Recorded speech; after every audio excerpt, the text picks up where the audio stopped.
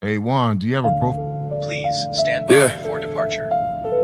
Different time zone, different rules, same code. Let's go. Landed in Manila with the calm in my chest. Old life behind me, still I move with respect. I don't talk too much, I just watch how they move. Every street got a lesson, every night got a groove. Came from the ground where the pressure don't sleep. Now I'm overseas where the palm trees breathe. But don't mistake peace for a man gone soft. I still read every room when the lights cut off. Passport worn out, phone full of plans. Currency changed, but I'm still the same man. Seen fake love, fake smiles, fake handshakes too. So I keep my circle tight and my vision brand new. City lights flashing off the window glass. Thinking how fast the hard season can pass. I ain't here to prove nothing, I'm here to build more. New chapter, new country, same lion at the door. Manila after midnight, I'm still wide awake. Counting every move, every risk that I take. New city, same mission, I don't fold, I don't fake. Had to lose a few chains just to see what I can make. Manila after midnight, black car through the rain. No scars in my mind, new fire in my veins. I don't run from the storm, I just walk through the pain. And I turn another page and I level up again. They thought travel was escape, but it gave me my lens. Show me who was real, show me who was pretend. Some men chase women, some chase cheap thrills. I chase peace, leverage and the freedom to build. You can hear it in my voice, I've been through real weight. Had to learn time, had to learn restraint. Every loss had a message, every win had a tax. Every blessing came with pressure trying to sit on my back. Jeepneys roll past, street food, smoke rise, foreign land, but the hunger's still familiar in my eyes. I see brothers online talking big from the couch, but never left the block, never figure life out. I don't judge, I just move with a different kind of hunger. Older now, sharpen out, thunder, under thunder. If you see me by the water with a calm little grin, that's a man who survived what should've buried him. Manila after midnight, I'm still wide awake.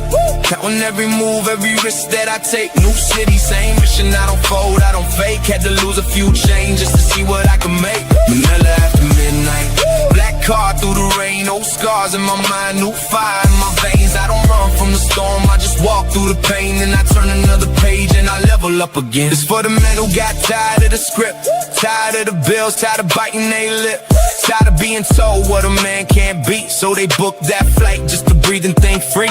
But freedom ain't free, better come with a plan. Foreign ground still test the mind of a man. Learn the laws, learn the culture, don't move like a fool. Respect goes further than flexing with jewels. I seen paradox turn into pressure real fast when the man brings old habits in the new grass. So I walk with intention, not just impulse and pride. You could change your location and still be trapped inside. That's why I build while the city sleeps low. Make one smart move, then I make 10 more. From Manila to wherever the next road bends. I don't chase the world, I make the world make sense. Manila after midnight, I'm still wide awake. Counting every move, every risk that I take. New city, same mission, I don't fold, I don't fake. Had to lose a few chains just to see what I can make. Manila after midnight, black car through the rain. No scars in my mind, new fire in my veins. I don't run from the storm, I just walk through the pain. And I turn another page and I level up again. Different country, same discipline. Different skyline, same vision. Manila after midnight, still building, still moving, still free.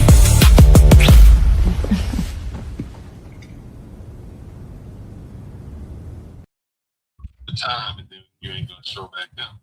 When your wife get home, You asked me about my picture, right? I might sit down.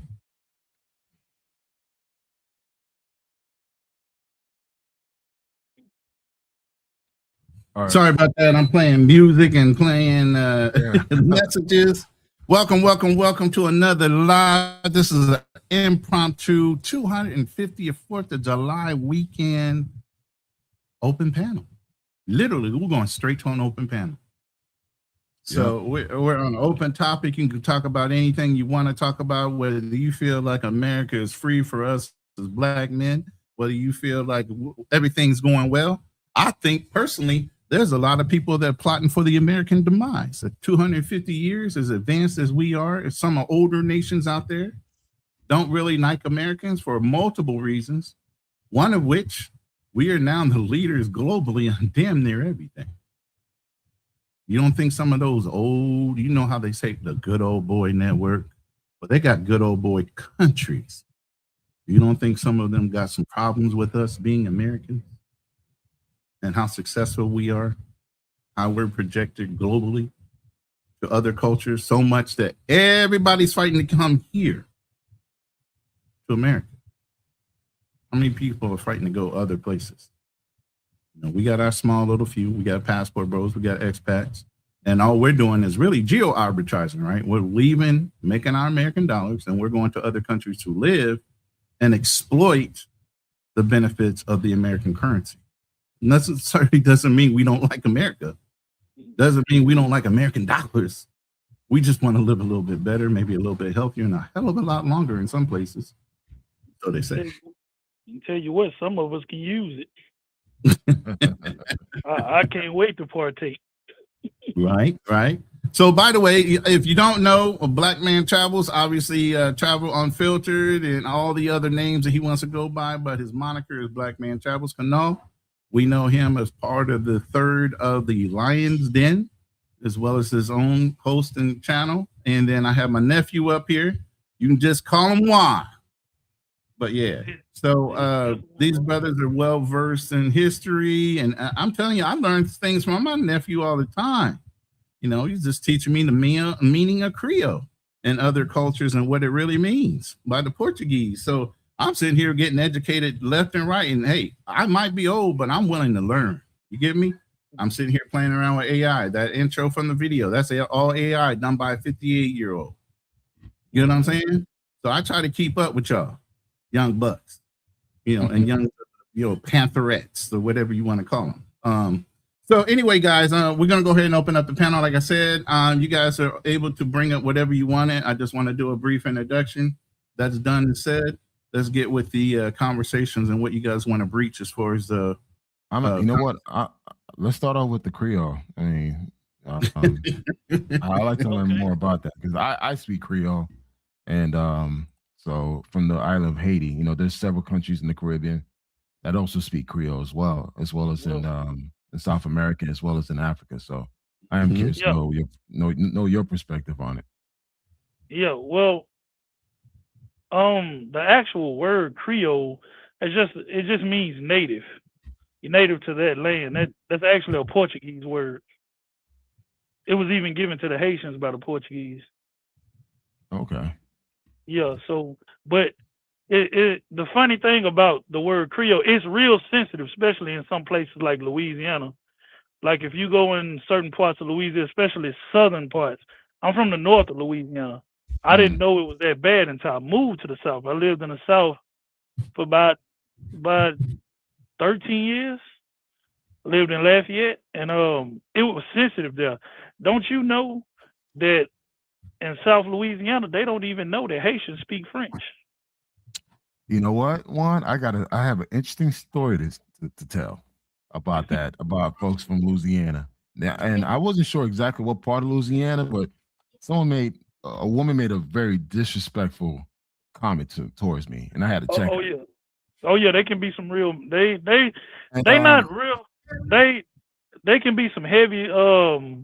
They can be aggressive people down that way, but they if you get they kind of like Haitians. If you get in good, you get in good with them, you know. Yeah. No, but the thing is, I think it was more out of ignorance. So yes, ignorance, right? She said, well, she claimed to be Creole, and I said, yeah, I'm Creole too. And she looked at me like, "You too black to be Creole." Okay, yeah, right. I knew you was going there. I was like, "What?" Like, I was like, my skin color. Because I think she took Creole as light skin, you know, bright color eyes, curly hair, whatever. And I told her like, no, I'm from Haiti, and you know, we speak, breathe, eat Creole. Like I started speaking Creole to her, and she didn't know what the fuck what I told her. I'm like, hey, you say you Creole, right? So you should be able to speak French, and I just spoke some French to you. And she's like, no. But the thing is, like, the way she saw it was like she positioned Creole as a skin color, like a phenotype. Yes. And the fact that I didn't fit that phenotype, I'm like, well, all right, let me school you a little bit with this whole Creole in regards to how Haiti influenced Louisiana, particularly New Orleans. So I kind of went in and just told her about it. But yeah, that was an interesting experience. That happened like 30 years ago. Well, the word Well, when they look at Creole as like you just said, like they look at it as like an ethnic group. They don't even look at them like normal black people.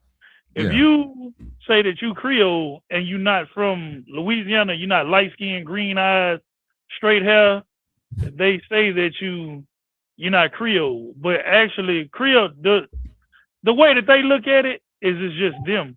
Actually, Creoles are anybody who lived alongside the Mississippi River all the way up to St. Louis. Okay. All the way up. It's just they more in tune with they just French descended people, and it all depends on where you come from to say you Creole. So you got Cajun and you got Creole. Cajuns come from Canada. Those are Canadians. they Canadians that was exiled out of France because they wouldn't bow to the British power. So they went to Ontario and Nova Scotia. Right. And I was just telling Juan that my heritage and my the French part of my family is from Arcadia. And there's a lot of my family up in Canada, that direction. So they came across that way. Yeah. See, that was the original name of Louisiana before Louisiana. It was just called Acadia. When they had something to do with the whole Louisiana Purchase, they coming from the north, and that's when they called Canada New France, until actually France showed up and ran them. They ran them west. That's why they actually still speak French, West Canada. I actually just ran into a woman. They speak a Creole. Yeah, Cape Verdeans also speak Creole. Exactly. But hold on. What's up? I was gonna. I mean, they don't speak Creole. They speak Portuguese. Hey, Bacchus, this is an open panel, brother. You can hit the link. Did you drop the link in your chat? I don't have the link. Oh, it's in the general chat. You should be able to pull it and copy and paste it, or copy the URL that's in the top of your screen there, and drop it in your chat. Oh, okay, cool. All right, I just learned something. But go ahead. Sorry, Juan. Yeah, so I mean, like for us, again, the way American view Creole was based on phenotype, skin color. Mm-hmm. Creole back in Martinique, Dominique, Haiti is a way of life. It's culture, food, people. We're African mixed with French, mixed with with native. Spanish, everything. Yeah, Spanish, everything. So it's like a gumbo. It's like, it's funny, the same food that people in New Orleans eat, we eat the same exact food. Like you guys make gumbo, we call it bouillon. It's the same, like the same dish you guys eat in New Orleans is the same food we eat in Haiti, the same exact way. Right, and I was just talking to Juan about the gullah and how they're associating. They tried to do the gullah is related to the Creole of Louisiana, and it's two different cultures, but they're similar. They're parallel, but they're not the same. Mm-hmm. Yeah, and that's why it's like it's funny how we try to like create all these divisions amongst black people, but we're pretty much the same people, just drop off in a different location. That's it. They speak Creole almost all over the world. I'm a part of Brazil, that country next to French Guiana or whatever. Yeah, some parts of Jamaica, Suriname. Yeah, Rwanda, Cameroon. He was talking about like the Cape Verdeans. The Cape Verdeans speak a Creole-based Portuguese. The word Creole don't actually mean nothing with French. It just mean you from local. there. So you speak a Portuguese-based. They speak an African-based Portuguese, so that means it's a Creole, right? So it's just anything just mean you kind of native to that land. That's all. Well, one thing is I learned a lot about New Orleans because I used to work for the Essence Music Festival. I used to do events there, and every year I used to go down to New Orleans and do the Essence Music Festival, and I learned a lot about New Orleans.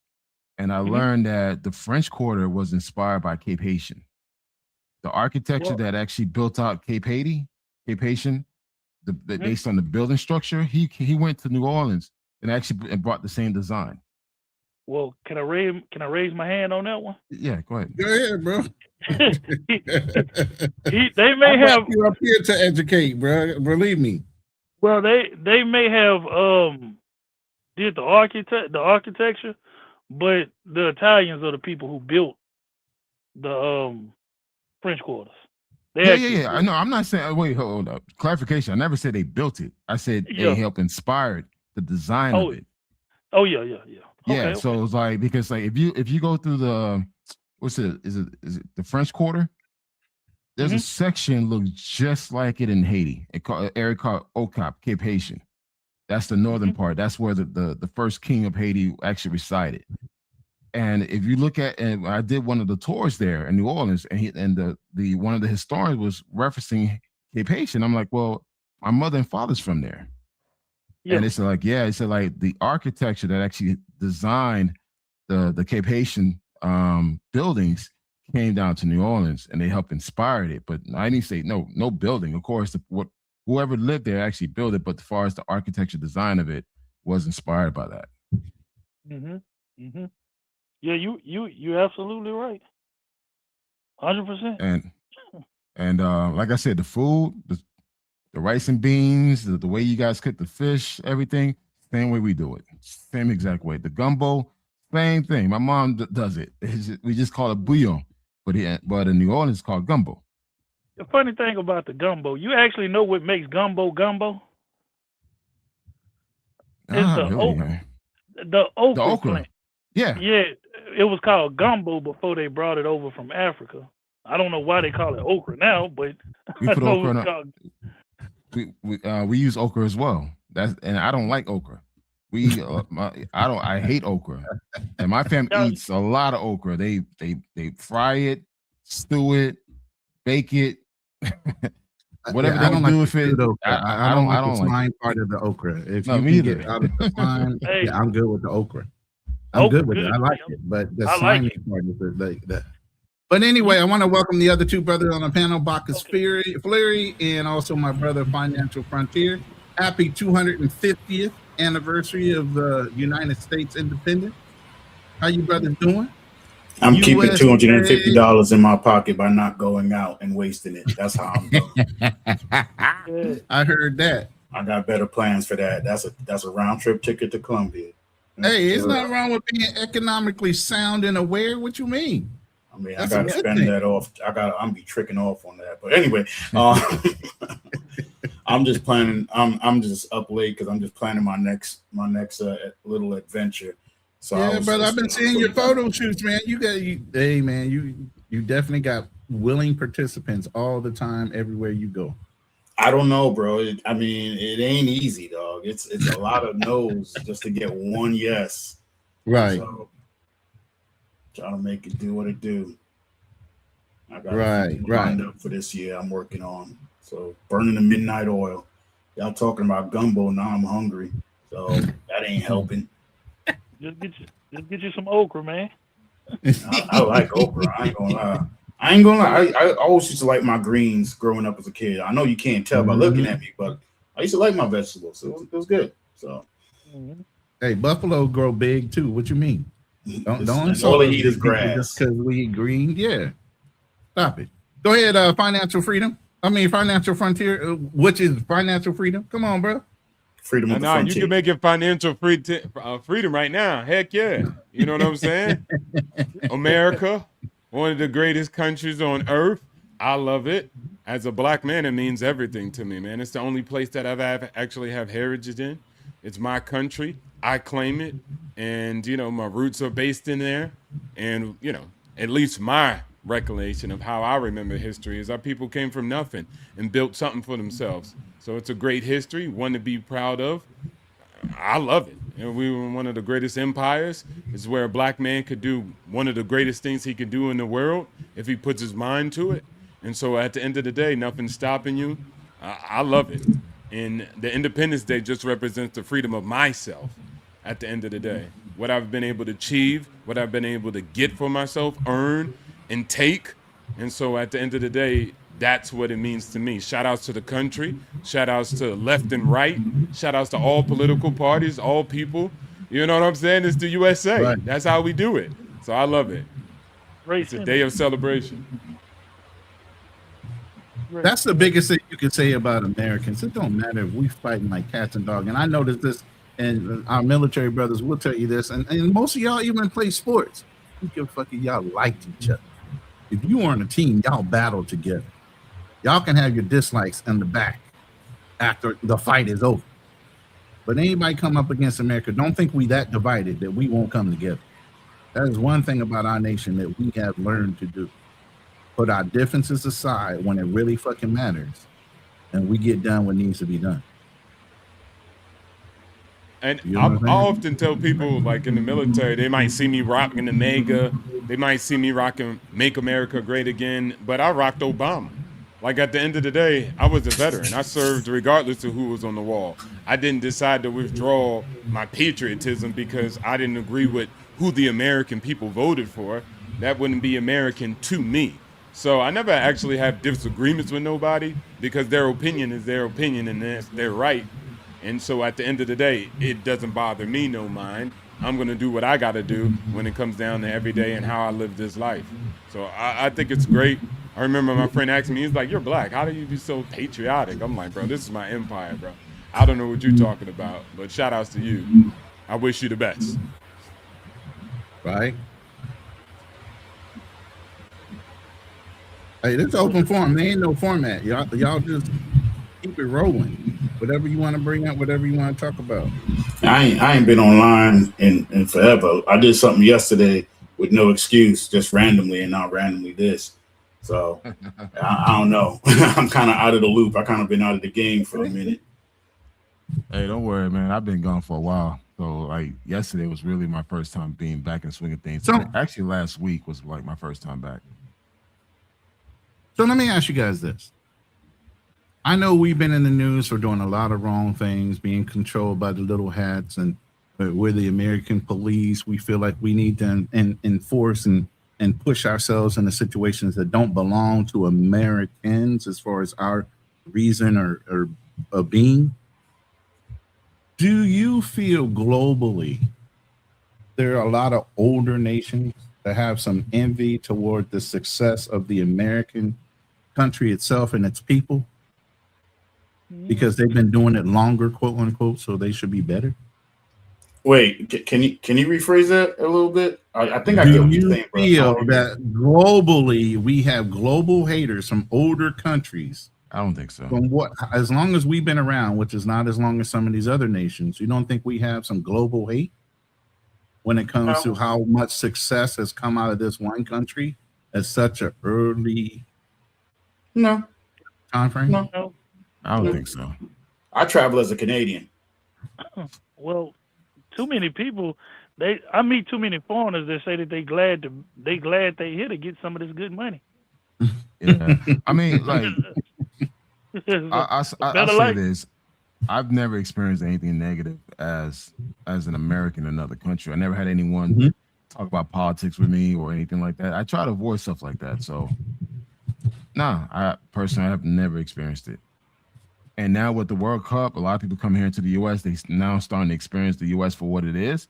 I think people are walking away in a very positive manner about the United States now because that propaganda, about America not being safe and all this shit. Look, I went to the World Cup game, Haiti versus Morocco. There were over 100,000 people at the stadium. So it's like everyone is hugging, partying, having a good time. I think just a lot of the false propaganda about America is slowly going away, and I think people are starting to see that, like, you know what, we don't really hate each other, man. I think the media actually pushes that. Like I said, I think it has a lot to do with it, but at the end of the day, you push Americans, and it don't matter what our indifferences are here.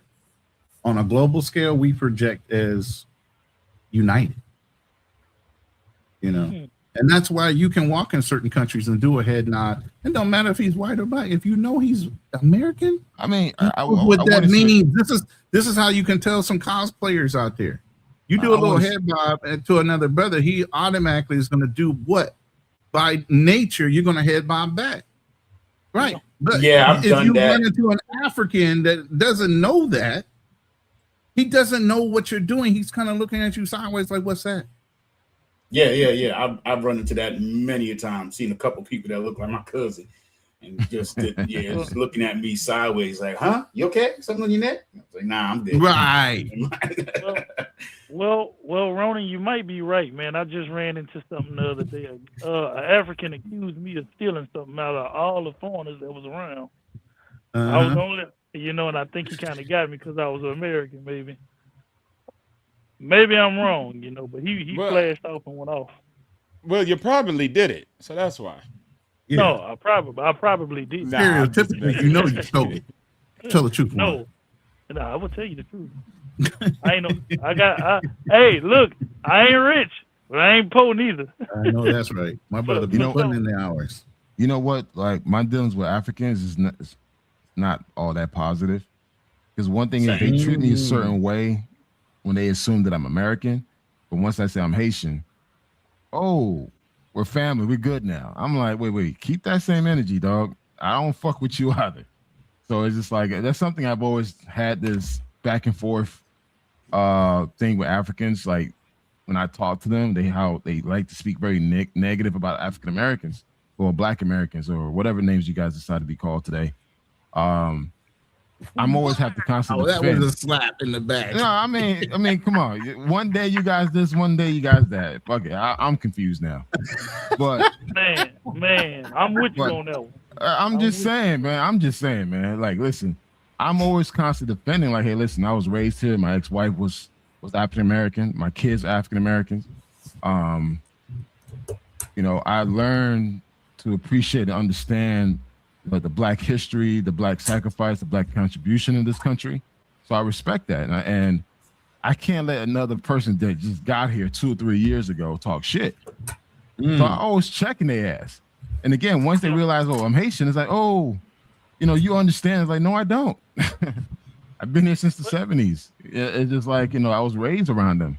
They're not like that. They're very successful. They do a lot. But it's interesting when they assume that when they assume that I'm American or Black American, whatever, they treat me a certain way. Then they change up once they realize that I'm Haitian, and I catch that a lot of times. Well, shout outs to the Africans. I wish them the best, especially looking at their country. So at the end of the day, I'm from America. Damn, sneak this. Nah, that ain't no sneak this. That's just me keeping it real. In your face, kind of this. Feel the way you want to feel. You know what I'm saying? You here, ain't you? So at the end of the day, I know people are going to talk trash or feel some people inside the country going to talk trash. But at the end of the day, I think that, yeah, there could be hate and there's love. And so I can't measure it because I just haven't conducted a global survey of it, right? But at the end of the day, we are on top. And then, when you are on top, people are going to try to usurp you because they hate you. Not really. It's just, they want to be on top too, right? Why would they want to be at the bottom or number 2 or number 3? And so that's just a part of life. So I really don't worry about it too much. Do you think there is global hate towards the American people? America being so accelerated past the older nations that used to be the colonizers themselves. I'm talking Spain, Portugal, England, even. These countries have been around way longer than us. We're the stepchildren of England, right? You can't even compare them to us now. You can't even compare. Have you looked at their economy? Have you looked at you don't think that's insulting to another nation that bored us, we separated from, and we excel past them? You don't think that's upsetting? No. I don't think they care. But let's say they're doing. I don't care. They're excelling in things, in different things, and compared to us as well. So it depends on what you're looking at. Everybody has the thing that they're great at, better than the rest of the world. So we might be better or doing good with ABC, but they got the rest of the alphabets. So it depends on really what you're looking at. Look, if you want to say that about England and whatnot, look at the educational system. Ours is way behind compared to theirs. In a better or worse way? Yeah, I don't know. I mean, educating to still be losing at life, I don't see that as the goal and the objective. to be an educated loser, and I can't pay my electricity bill. But shout outs to England, though. You know what? I would say that could be true, but at the same time, I'm being facetious a little bit because I know at the end of the day, it's about the dollar. It's about global economy. It's about money and wealth. And that has been so changed from just zeroed in on one nation to another. You know, some of these companies are multicultural, multi-country type of businesses. You got the Rothschilds, you got different businesses, Blackwater, and all these other things that are going on that are on a global scale now. It doesn't matter what country it is anymore. So I think when it comes to national pride, we still have a lot more when it comes to that, more so than whether the global economy is affected or not affected by one person. The U.S. is still the beacon of all countries where you could come here with nothing and make something out of yourself. This is the only country. I don't think there's really not any other country that could do that. Where you could come here with nothing in your pocket, no education, but you could actually make something out of yourself.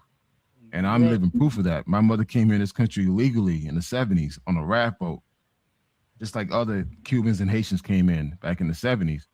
She worked out, she worked her way up. I mean, yes, she's retired now. She's enjoying her Social Security, but her kids did really well.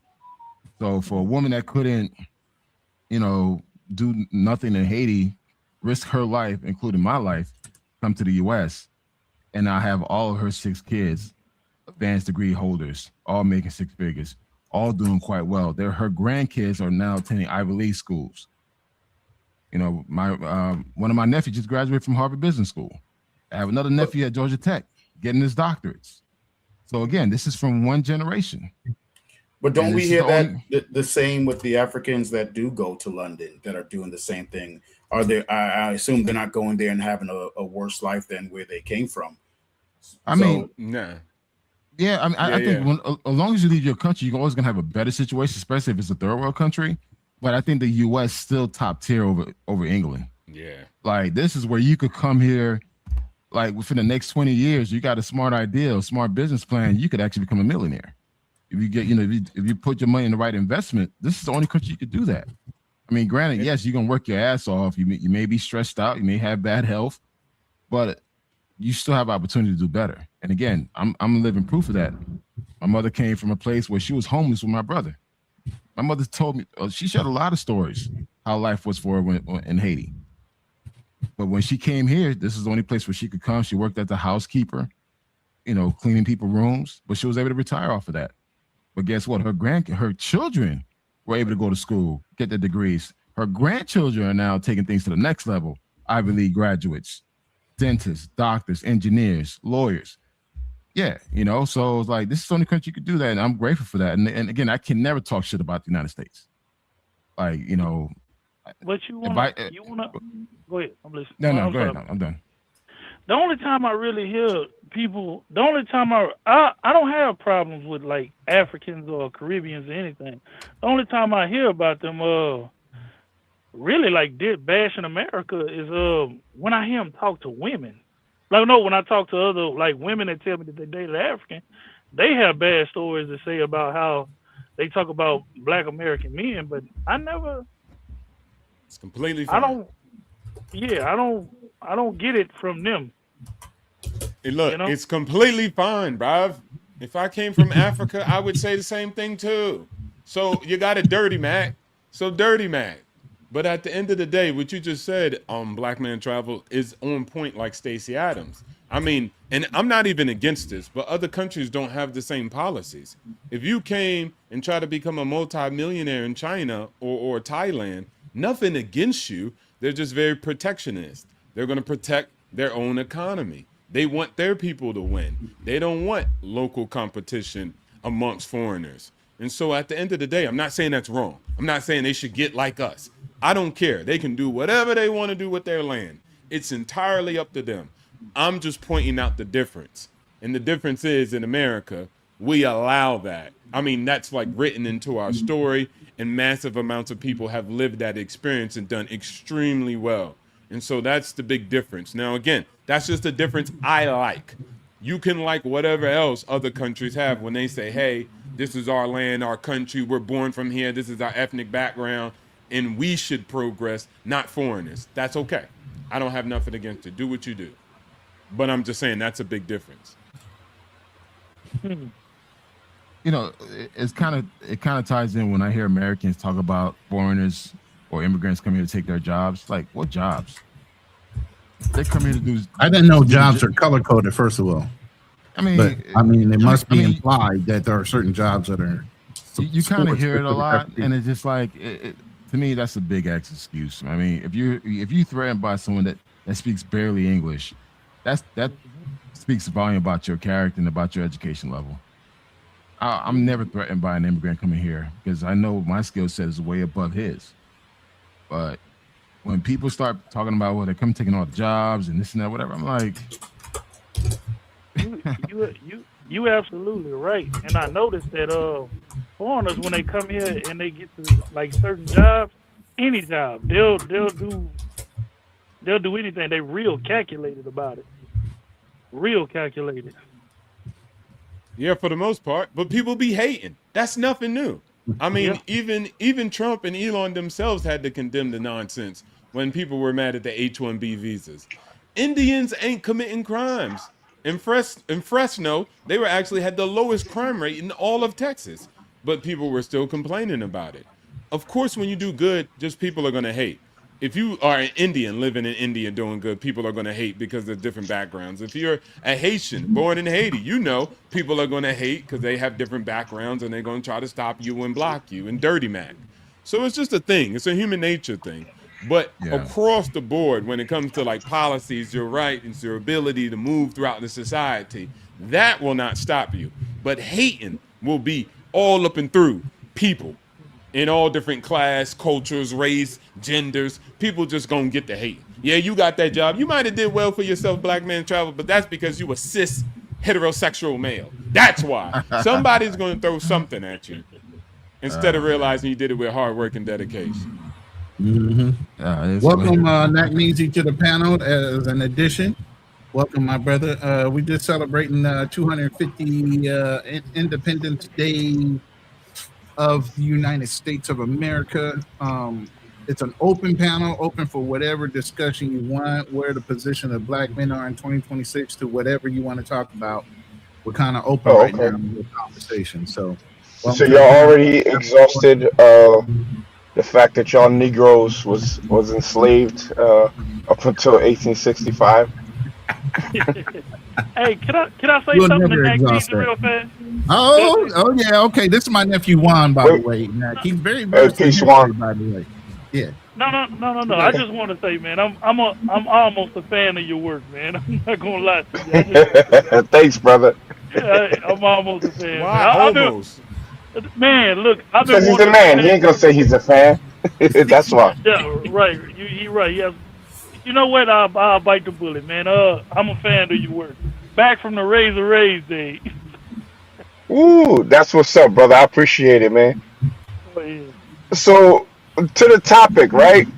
1776, we were still enslaved, right? And I'm not a Pan-African or anything, but it just doesn't make a lot of sense to be proud of where we came from under duress up until we were free. I think it's cool to be American after we were free, but I think being a slave in America probably sucked, you know. So that's why the Independence Day for me doesn't mean anything. I do not rock the 13 colony flag. My American flag was created, I believe, in 1860 something. So that's the one that I rock, which is the current iteration of the flag. So, you know, I don't really care about independence from England in 1776, when actually England in 1812 offered us a chance to fight for our freedom, and then move to, I think, Bahamas, Nova Scotia, and ultimately Trinidad, if we fought on the side of the British. So, you know, I'm cool with America after 1865, straight up.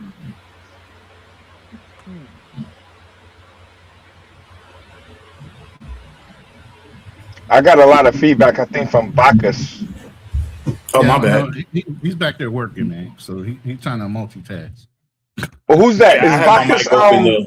I had my Bacchus mic Williams. open, so I was. Yeah. Okay. You see, people hate regardless, right? Because what is the highest paid salary demographic, racially speaking, in the United States of America? Does anybody actually know? Is it Indians or Chinese? Exactly. Boom, you had it first right. Asians. Indians. Actually, Asians, but Asians are Indians are higher. at the top. Yeah. They're the first.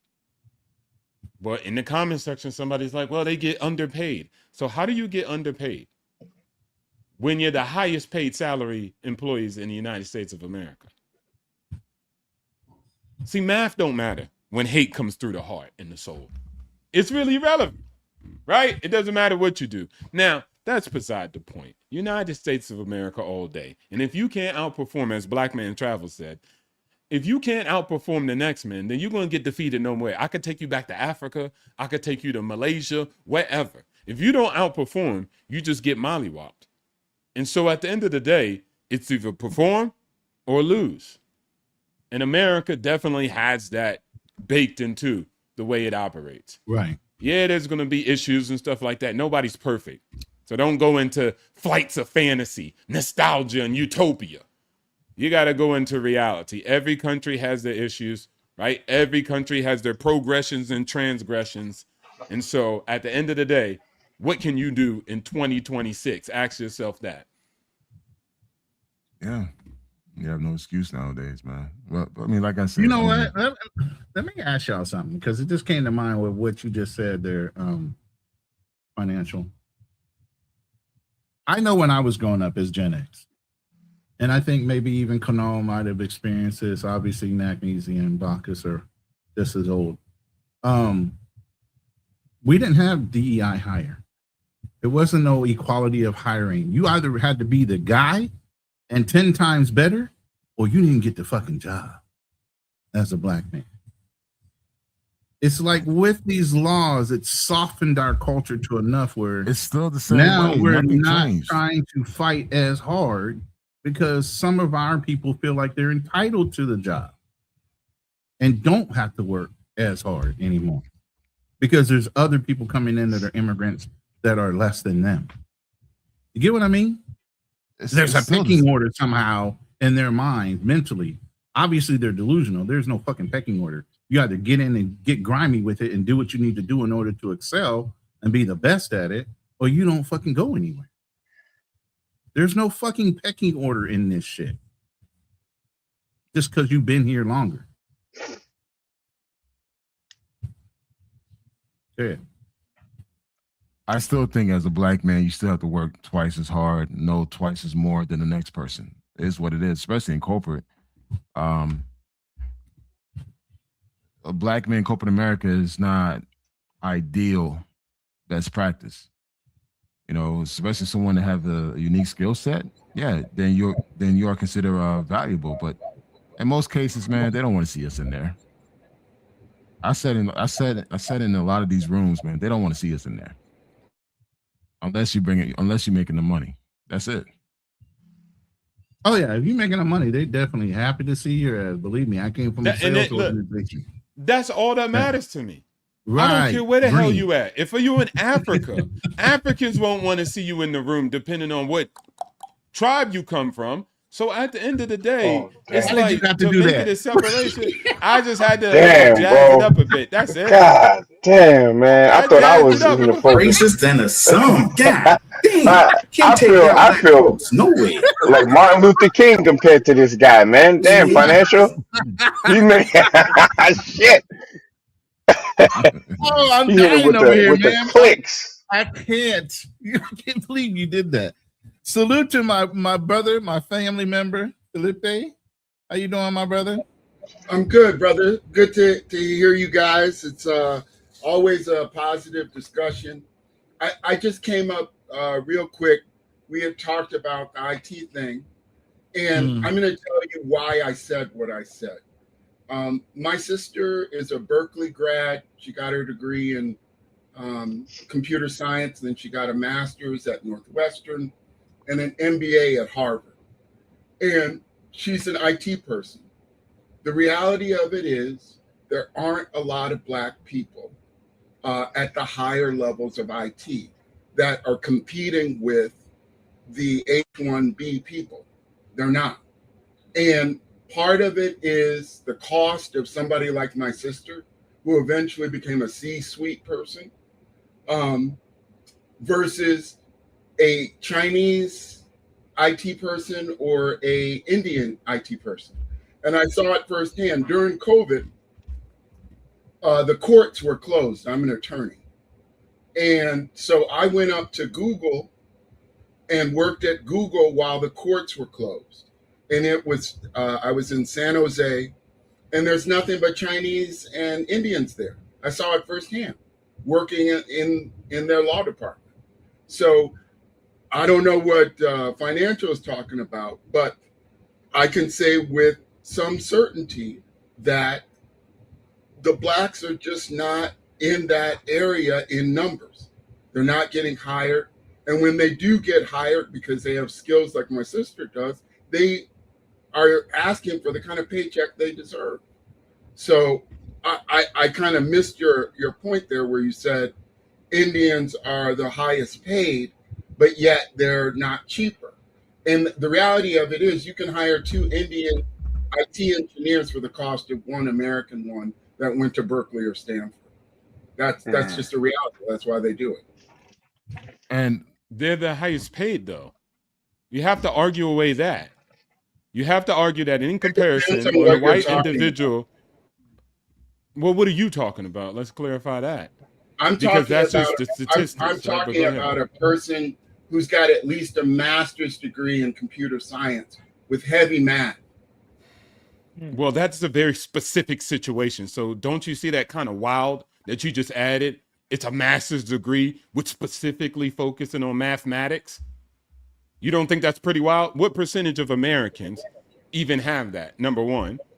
I'm just saying the highest paid salary is Indians, period.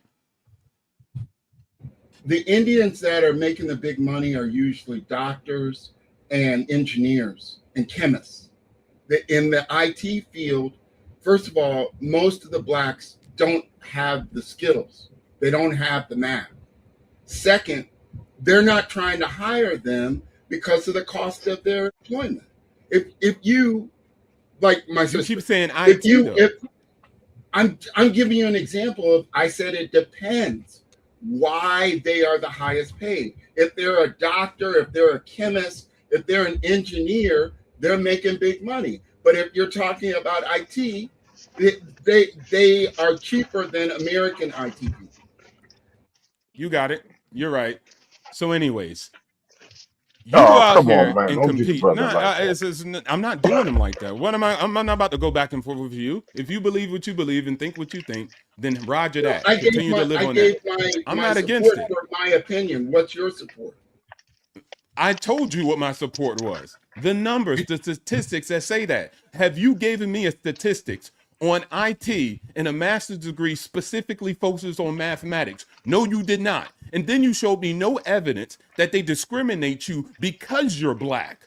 Not because you think they discriminated you because you're Black. Not because you think they didn't give you what you rate.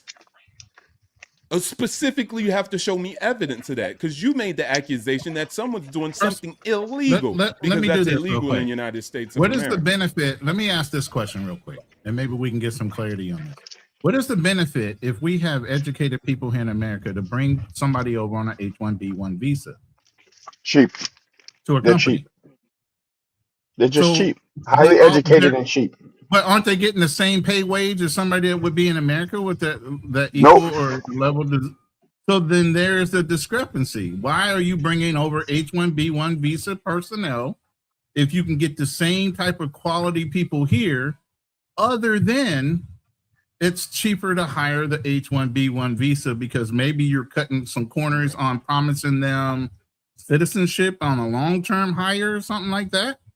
Let me take this one. I never looked at the I never looked at the 10Ks of any corporation and saw that there was a segmentation between those who held a green card and those who are actual national citizens, and then they had a difference in their pay structure.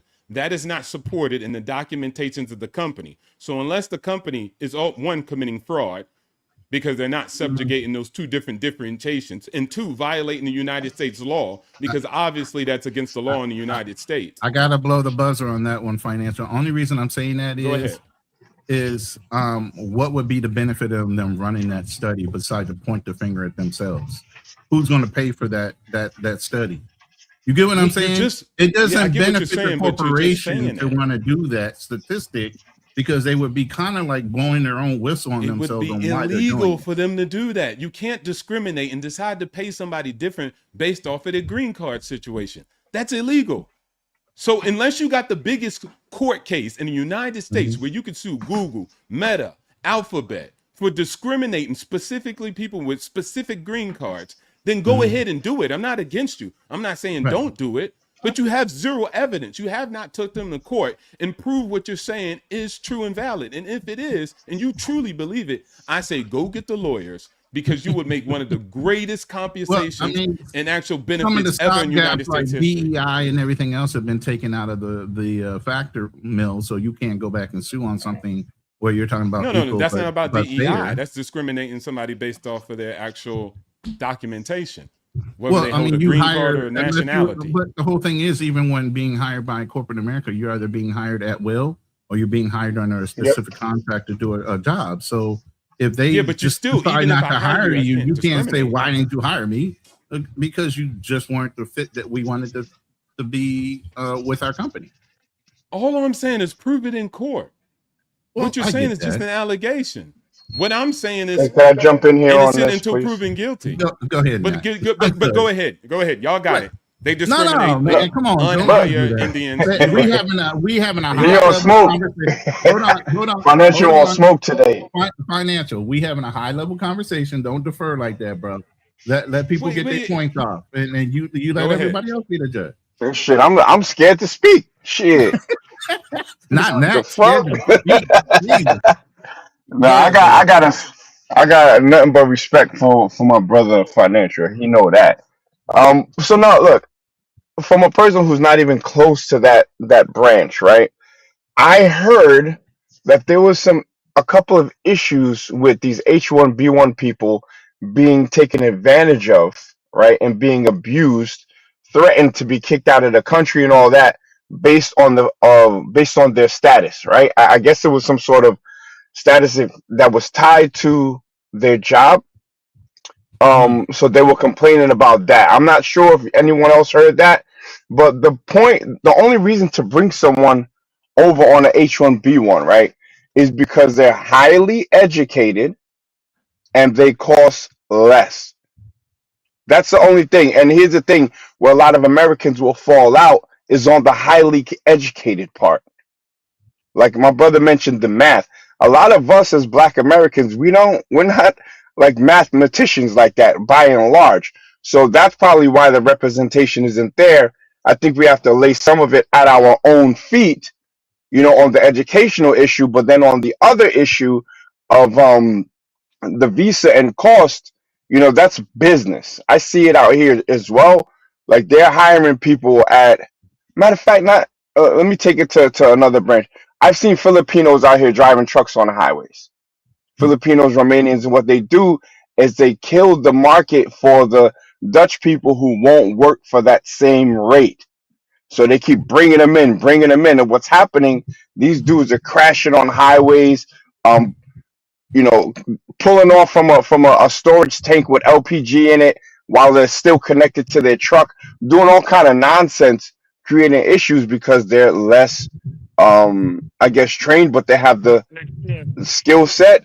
I don't know if that can transfer well to the H1B1, but I did hear that they were being, there were some discrepancies under the law as how they were being treated under the H1B1. And that makes perfect sense because you're absolutely right, especially with these trucks. He's a truck driver, by the way. He sees this shit all the time. So I see it all the time. Yeah, they hauling all the loads it's not just Indians and Filipinos, it's Caribbeans, it's everybody. They take, that's why the load board is so messed up. they'll run a load from California to New York City for that's easily 10. I'm gonna say it's easily $8,000 to $15,000. They'll run that for $3,000. Damn, how are they even paying for the gas? Man, I'm not exactly price everybody out of the system. But that's what I've been hearing. Exactly what my brother just said, and I heard they got a lot of Somalis out there doing it too. Somalis and Indians taking these loads, pause, for pennies on a dollar that we wouldn't do. So I'm asking an uneducated question: is there a way that that same type of system can transfer to the tech industry? If you have highly educated people that come from third world countries where, you know, a half a salary will look really attractive to them, you know, pimping. and then Big bro, it's pimping. It's 4th of July. We gotta get 100 with it, right? It's quarter of a century. We're not a baby nation no more, right? So the people who founded this place, the people just showing up, it's pimping. This whole thing, capitalism, is pimping. So you got to understand this tech industry. Why are they doing this? Because they can pimp out these third world people who know how to code for a couple of years, and then they lose that Microsoft contract to go work for a third party tech company, yada, yada, yada, whoop de whoop. Right. But I think if we take a couple of steps back, and thank you so much for having me on this panel. Shout out to everybody on the panel and chat. Shout out to y'all. I really think the big issue is, why has our country come to a point where we have vulnerably executed a decapitation of potential for our youth? Right? We're all sitting here talking about get rich quick on our phones, talking about all this nonsense. And these people who really be just shitting on the streets, coming over here making $100,000 a couple of years, and then they bounced out, go work for another company. Our corporate elites have designed a system where they can create more revenue by hiring people who aren't even from here. And this is an internal issue that I genuinely think we need to address, because if we're not going to address the rich people pimping out the world and disregarding the citizens of this United States of America, then we're never going to figure out what's going on.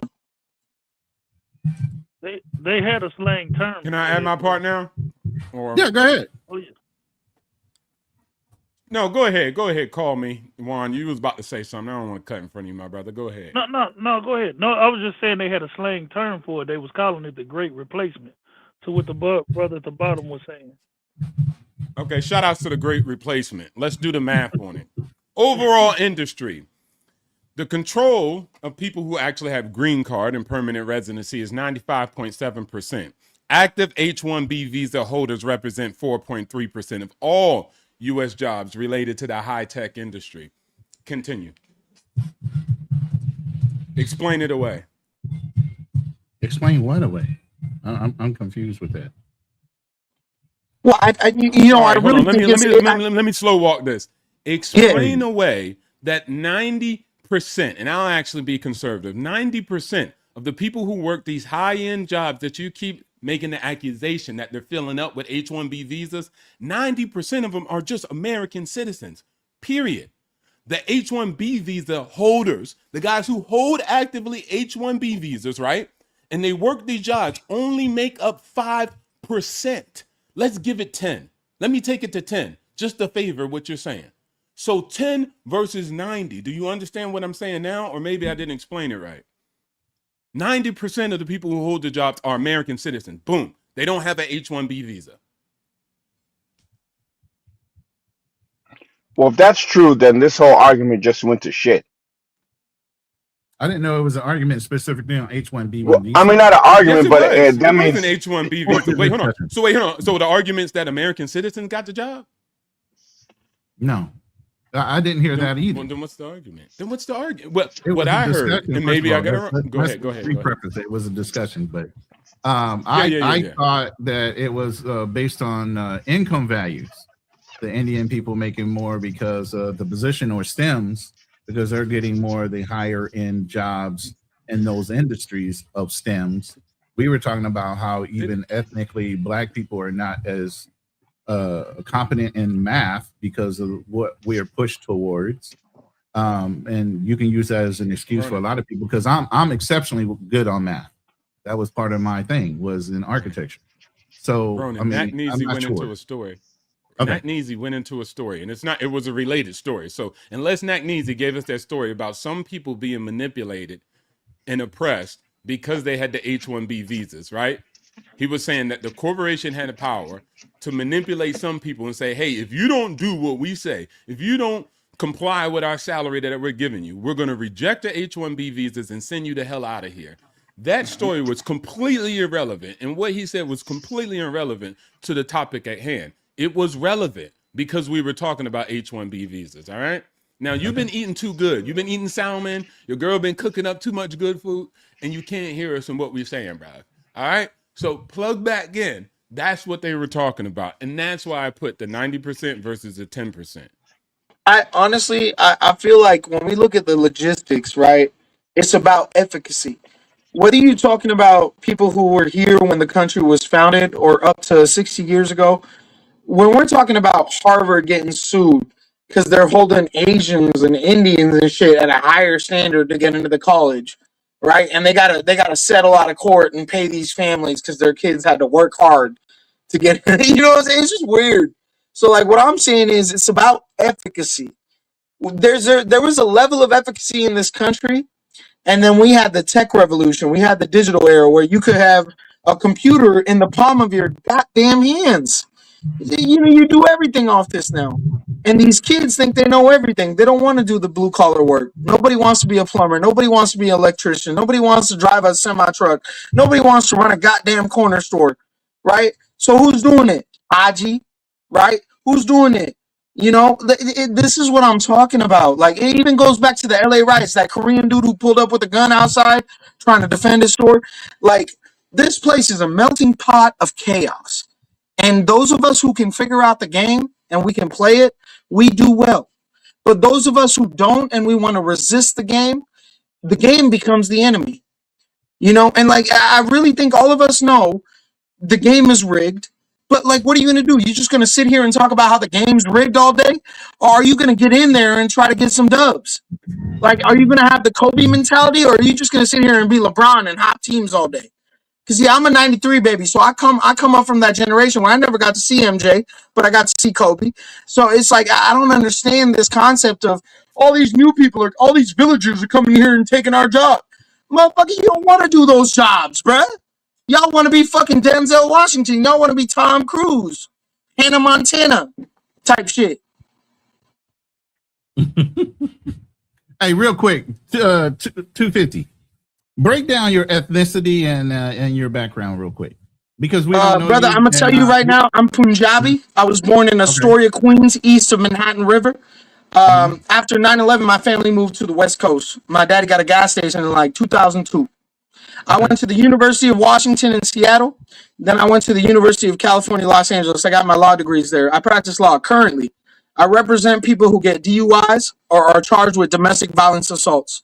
Most of the time, I have these people that have spent 80 to 90 years of their life doing good things, but they have a few nights where they make mistakes. So I go into these courts and I talk to these white prosecutors and I look these white judges in the eyes and I represent my clients.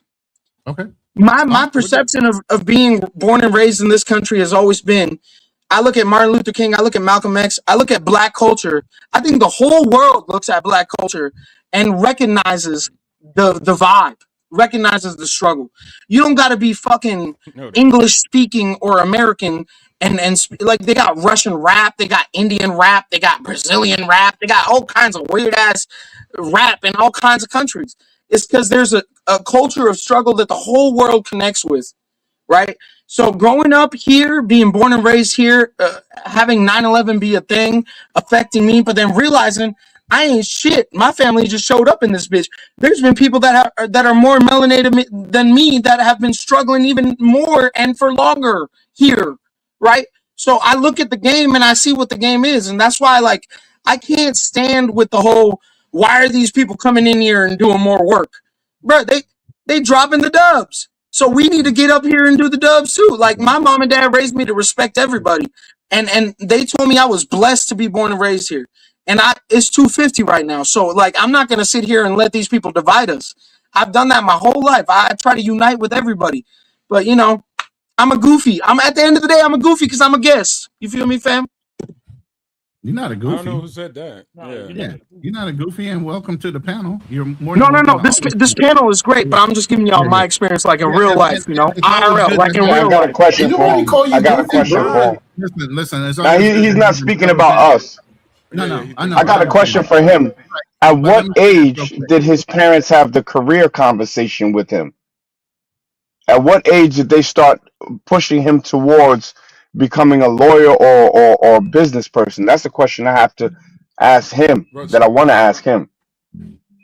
Well, shout outs. When he come back, I think he'll say something. Look here, black man. Listen to me quite damn clear. You can listen to all this shit, type of stuff. I was about to cuss. You can listen to this stuff all day, what you want. The system's rigged and all this, and everybody in the world acknowledge your struggle. Stop the cap. Everybody got struggles their own. They don't care. And it's not like they hate you or they got something against you. They got stuff that they deal with. In Thailand, I'm here in Thailand. In 1906, Thai people stopped being slaves. Let me say that again, because y'all think y'all the only people who went through some stuff. In 1906, King number 6, Rahman number 6, decided to say, hey, Thai people are not allowed to be slaves anymore in slavery in Thailand. They just got free not too long ago. Everybody has a struggle. What people going to sit up here and try to sell you is, their struggle over here was hard. Look, nothing was hard in comparison to chattel slavery. So anything y'all talking about, I don't get hired at an IT job, miss me. Now that's just me.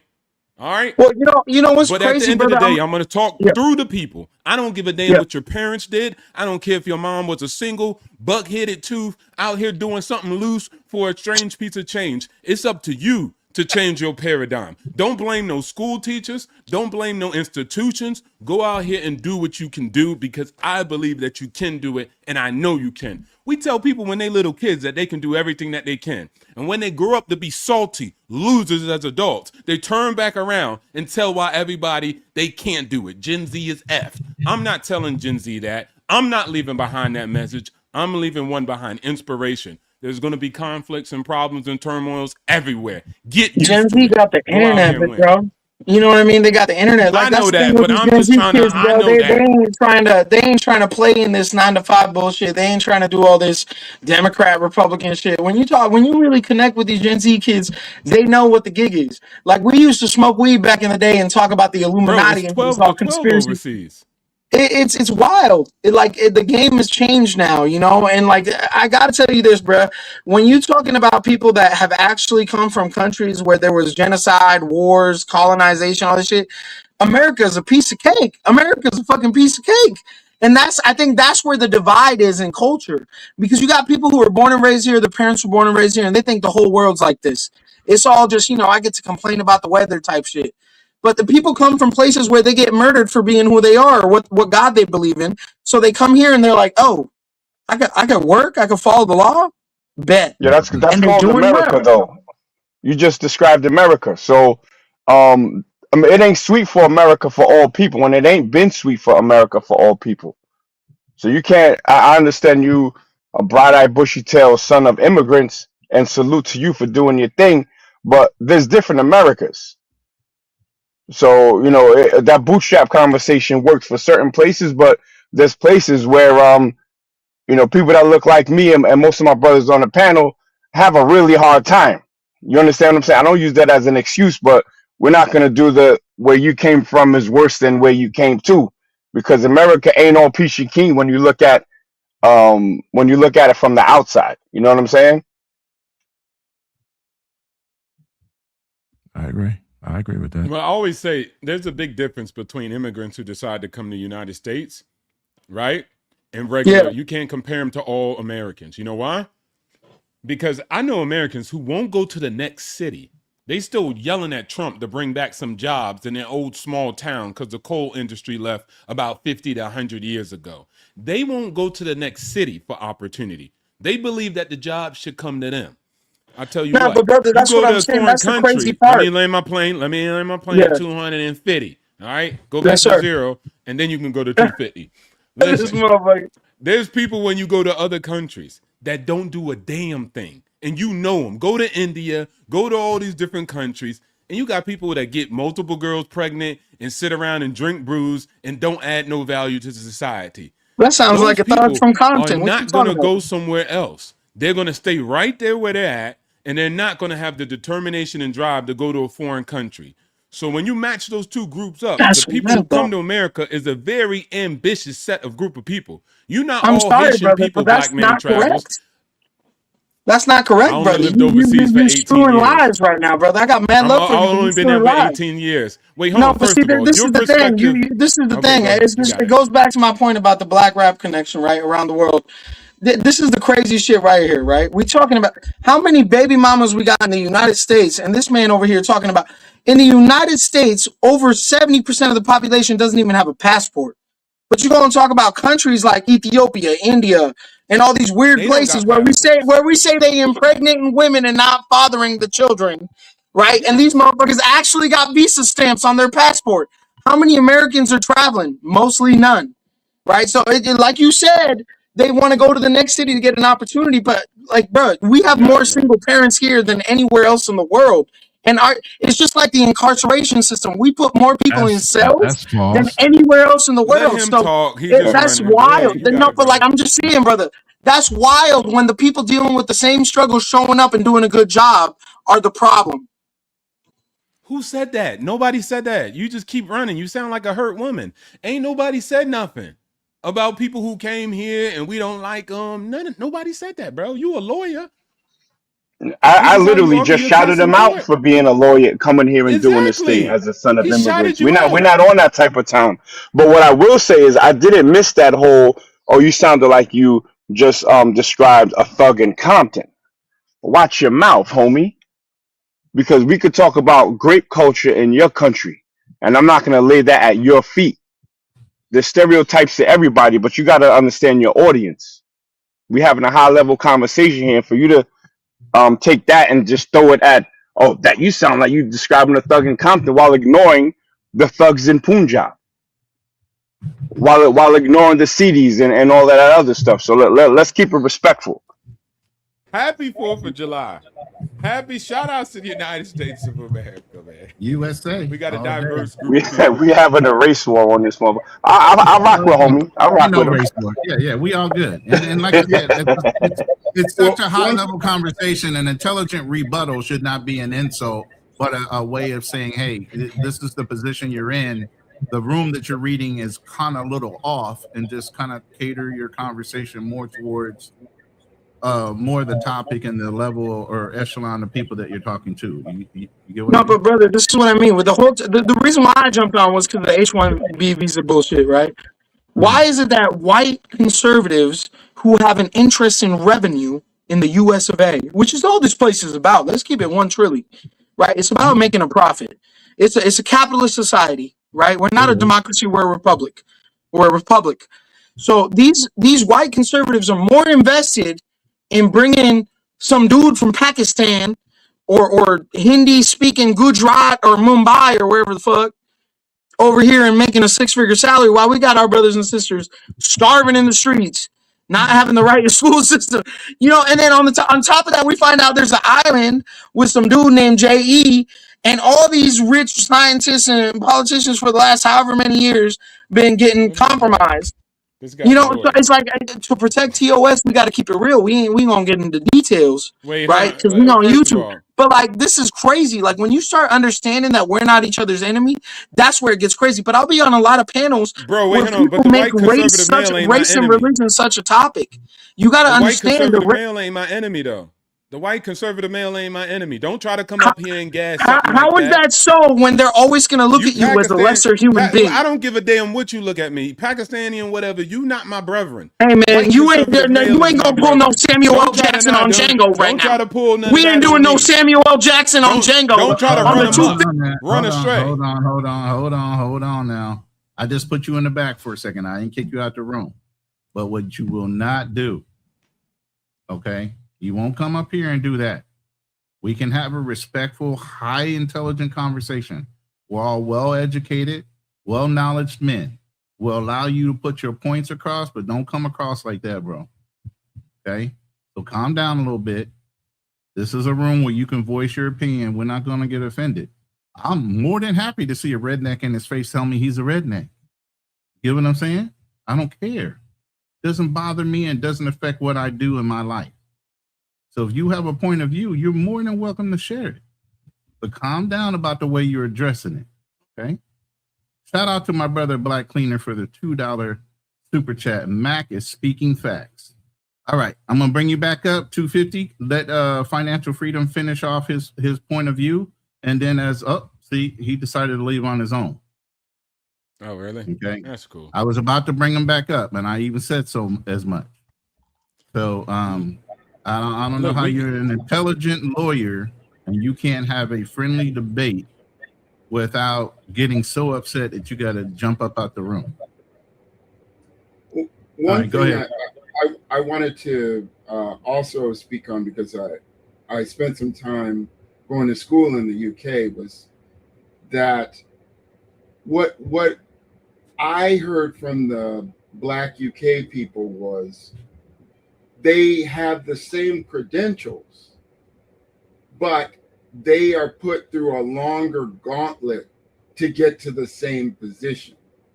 And part of it is because the United States actually passed civil rights legislation, whereas the UK didn't pass it. They have what's more along the lines of human rights legislation, which is about fairness, but it doesn't specifically deal with them as a person from the Caribbean or a person from Africa or things like that. And so because of that, the consistent comment that I heard from Black UK people is if they went to Cambridge or they went to wherever, that the, if you want to call it the white Brit, maybe they go through 15 interviews for a position, whereas the Black Brit, maybe they go through 30 or 40. And they may get the position or they may get a lower position with the same level of education. And so it's a social mobility issue that they have there. Now, I was a foreign student there, but this is what they were telling me, that they do get access to the social mobility, but it's not in the same way as a white Brit.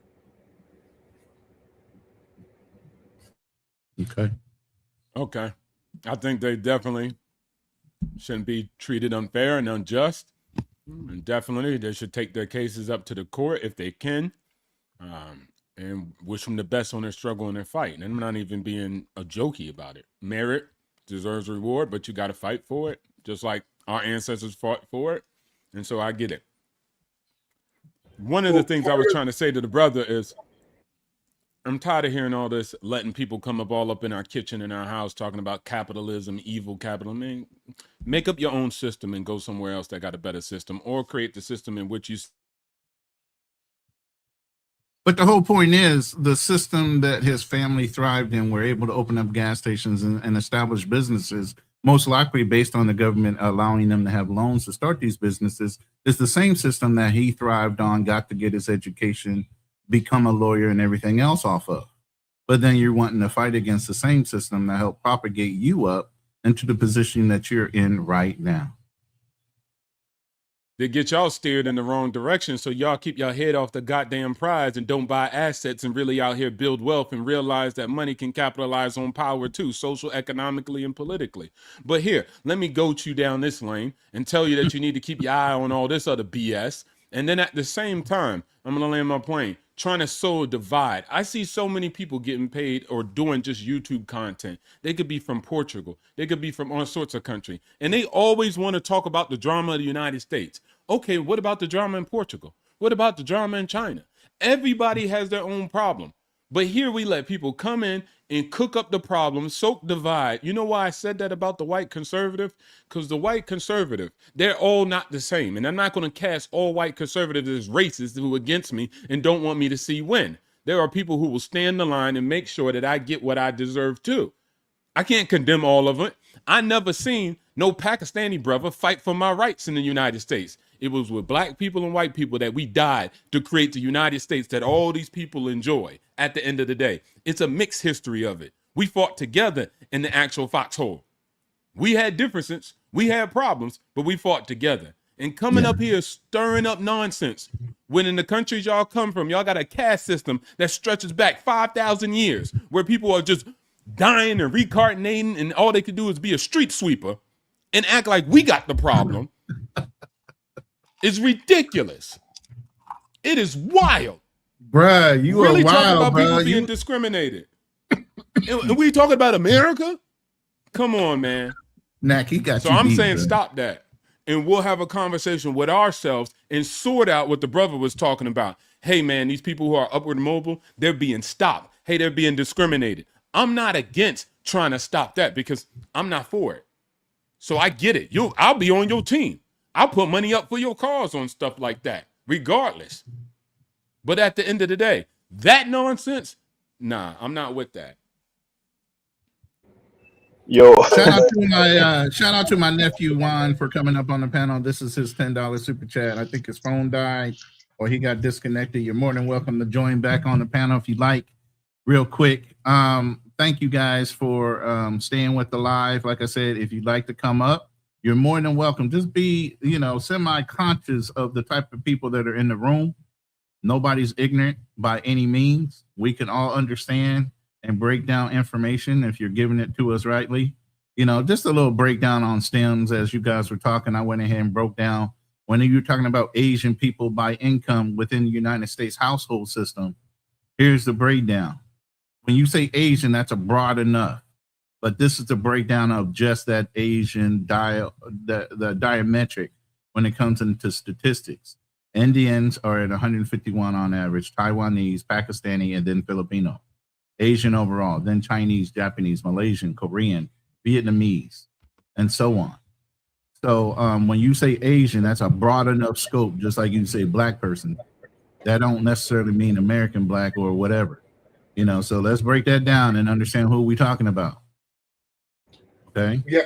On that same chart, the blacks are not listed. I think they're around 30,000 median income. On that. I'll back it up to where it was breaking down by ethnic type here before we got into the Asian group here. Yeah. So that's the disparity right now that's going on. Yeah, I mean the issue, at least in some of the professions, is the competency in the core skills, whether that's math or that's advanced science, including physics and organic chemistry, these kinds of things. That, as a general proposition, a lot of blacks are not competitive, and there are reasons for that. This is statistically saying, this is not us opinionated. This is the statistics that are shown, and I just pulled those down. The Census Bureau and everything else is sitting right there at the bottom of that infographic. I ran these numbers as we were going through the conversation. That's one thing. Why wouldn't I hire blacks? Why wouldn't I hire blacks, Ronan? They're not if good I'm at looking math. at this, no, damn that, because they are. No, watch this. The corporation's all about capitalism, right? Right. And they're good at math, and this is discrimination based off of the race. So go back to that sheet that you had, if you could, please. Which one? And then why wouldn't the one that you had all the actual different racial groups? Yeah, that one. Okay. I got a couple different ones. So if you want to look at this one, that one. Yeah. Okay. So if I'm using my brain, why wouldn't I say, hey, let me stop hiring the Asians, let me stop hiring the whites and hire the blacks? Because they're good, just as the whites. And so if I could hire them, then I could half what I'm paying to the Indians. Going back to that sheet where you had Indians at or Asians at 120. By the way, Black Cleaner, I see you in the background. I'll pull you up in a second. It only makes sense because the evil game is capitalism. Now, if you're saying capitalism with a dose of racism, well, I'm just saying the narrative. I don't believe that. But what I'm saying is, right? Capitalism only worries about profit It only worries about making money. So I would hire the blacks. They're technically just as skilled, but we usually discriminate against them. And now I'm choosing not to because I get a 50% and almost 100% reduction on my payroll by hiring them. It's just based off of that chart. It's something very simple, which is a person that's on a visa that is allowing them to be in the country. And basically, if they are mistreated in the workplace, are much less likely to complain than a citizen. And so therefore, that's why you wouldn't hire the black or the white or whomever, is because it's a combination of salary and also the precariousness of their employment. And no 90. You know, go ahead. No, go ahead. My bad. You no, my bad. I no, you were still landing. Go ahead. My fault. You can go back to the 20s and 30s, and that's always been an issue with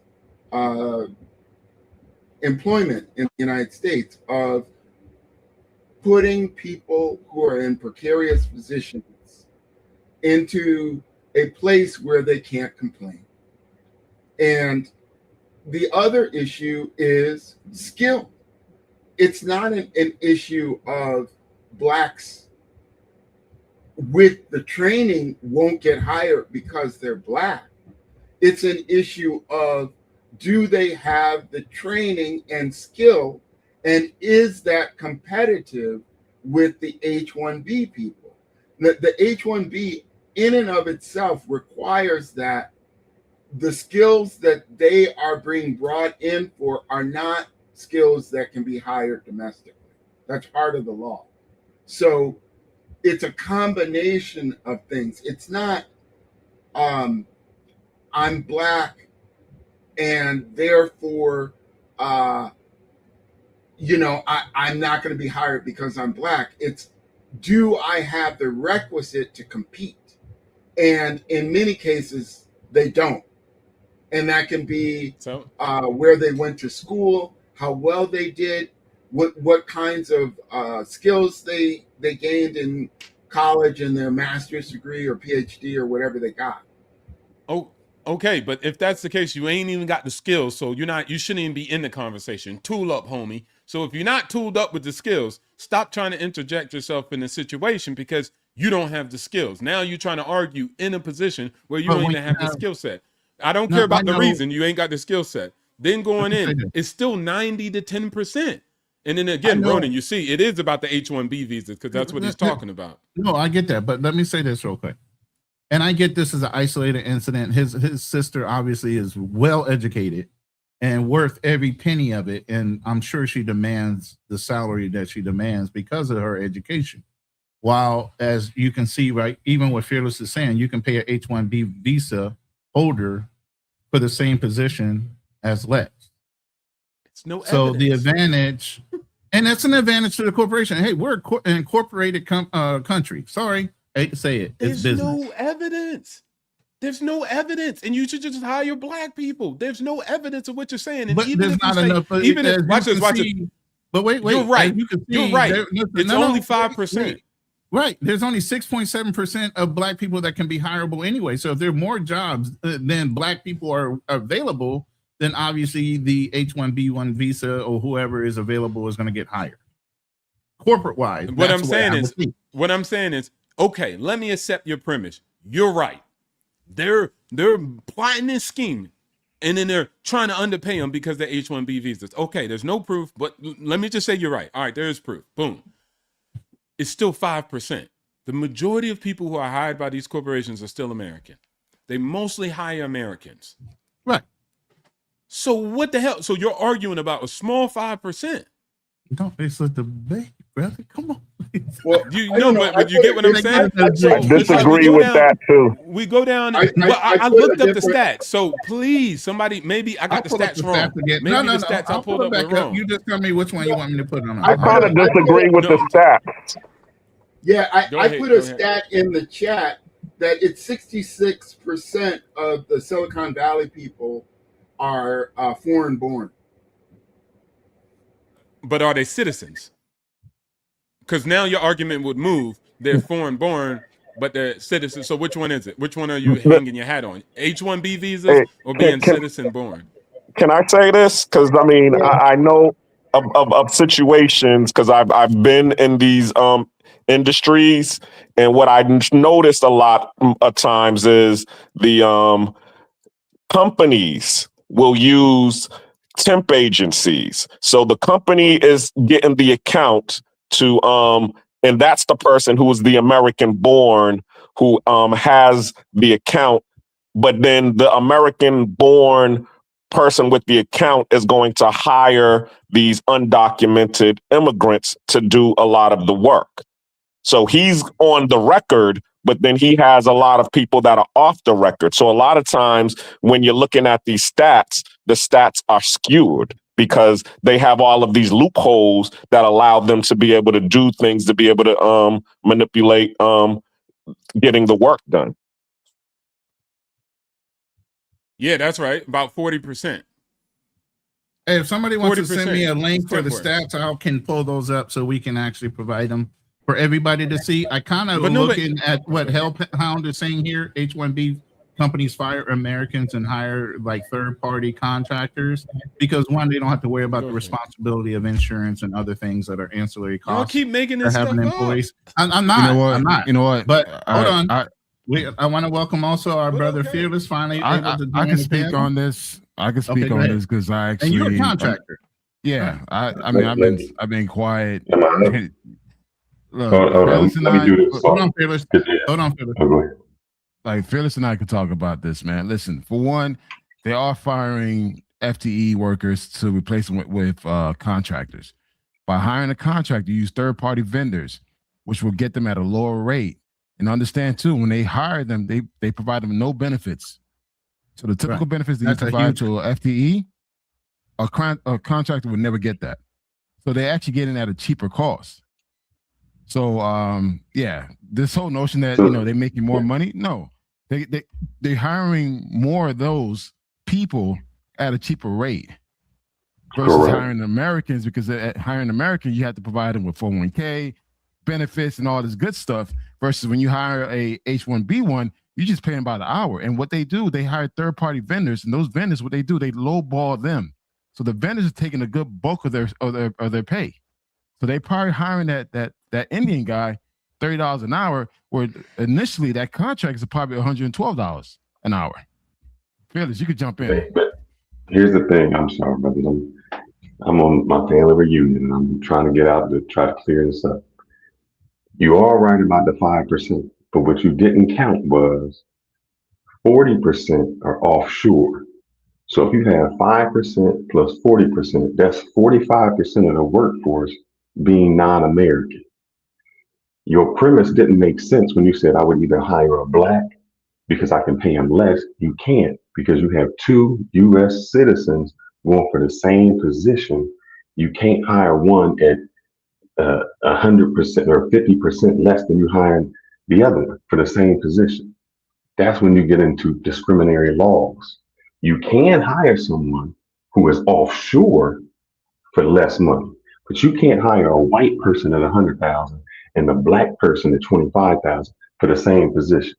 You can hire an offshore person for 25,000 and an American citizen for 100,000. So your premise about why wouldn't I just hire a black person instead of hiring a white person would go out the door. You would get fined for discriminating. I know this. You can't say that because this is what I do. I showed Black Men Travel. I do contracts and I hire foreign offshore and I hire H-1B1. And the laws become different. One reason we hire offshore is we can pay them less, no benefits. The time zone is different. So when we work during the day, they're off and we can have them working in the evening. Holidays are entirely different. We shut down during certain times. They are not. So we can pay less. We don't have to do all of the benefits, because when you look at someone's pay, it's not just your pay that you get on an hourly. You're right, Black Men Travels. It includes all of your medical benefits, everything else that goes with it that is included in your pay, of which we don't have to do with any contractors, because it wouldn't make sense to say, well, let me hire some contractors out. The reason we can do contractors is because we're not responsible for no payroll, anything like that. So their pay actually is a lot less. Okay. So it's still not the majority, and it's not illegal, and these companies are global companies, not local companies. So a lot of these companies are global. They sell products and services all over the world. McDonald's, let me give you an example. If McDonald's only hired Americans, how the heck could they operate anywhere else in the world where they operate? They're global. They hire other people. Google, Microsoft, all these companies are global. So they hire global people also, not only Americans. And they still hire Americans.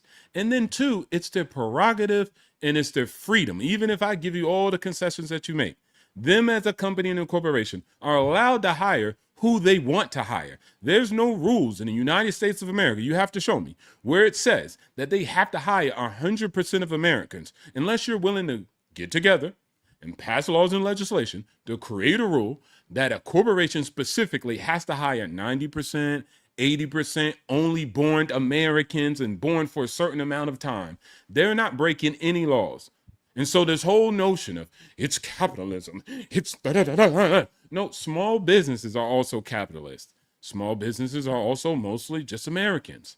There's opportunities out there for you. But instead of talking about the opportunities, you want to talk about the small group that's 5. But then y'all say, no, but it's really 40. And I give you the 40. And it's still not the majority. And it's still somebody else's company that has the right to run their company according to what they see fit. Who the heck are you to come up and you don't even work for the company, number one, and then start redesigning how they need to hire at the end of the day? It's crazy. I don't think that's the person's argument. The person's argument, the gentleman that was on, was saying that we are, by using capitalism, we're hurting our own country because we're hiring people who don't have America's best benefit at sight. So what we're doing is we're hiring people out. And what system? What do you mean? Like, what system should we use then? This guy from Pakistani that's about to give us a new system in the United States. You asked me a question. You asked me a question, so I answered the question. The answer is a system of justice. Let me talk. Okay. The system that other people use is they don't care about the lowest common denominator. Usually what they do is they hire their own. If I go to a Chinese restaurant, we say, I'm hiring my own. Within the Jewish community, it doesn't matter. It does not matter that you can give a lower price. I'm gonna hire my own. The reason a lot of Black people cannot get into hair care products is because the Koreans said, you know what? This is ours. We don't care if you pay us even more money. This is our own. So they keep their wealth within inside of their own country or within inside of their own community. So the person was saying, in America, we do not. We rely more on capitalism and we go for the lowest dollar instead of saying, I want to promote Americans. So we should have policies like South Africa. We should have policies like China, basically. Because they do the same thing, right? So I'm not against it. But if you want a stronger American, yes. If you're looking for only the bottom line as a dollar, then you hire the lowest person. We're strong now, though. You're making an argument as if we're not strong. So we're strong now, and all those countries that you give an example are not stronger than us. They have strengths. We have weaknesses. Economically, number one, because we're talking about economics. What else? Other sectors would you like? Hold on, let Philippi get on the point. I was just trying to say, the United States and all countries are mixed economies. And I think Fearless was trying to get at was in terms of priorities as we implement our mixed economy. Some parts of our economy are purely capitalist, and some parts of our economy are socialist. And there's no doubt about that. Social Security is socialist. That TARP program that they had for the toxic assets, that was socialist, if not communist. That every country implements its priorities. And the issue that we're having now is that specifically with the amount of tax cuts that we've passed, which is deficit spending, that it now requires that our social programs be cut to pay for those tax cuts. And so what's actually happening is that the programs that the most vulnerable are dependent upon are being offered up to pay for the tax cuts. We had a cut in Medicaid, we had a cut in the Department of Education, and it goes on and on and on. Now, look, for the Black person or Black family that has been working hard and that has moved up in life, it's not going to affect them.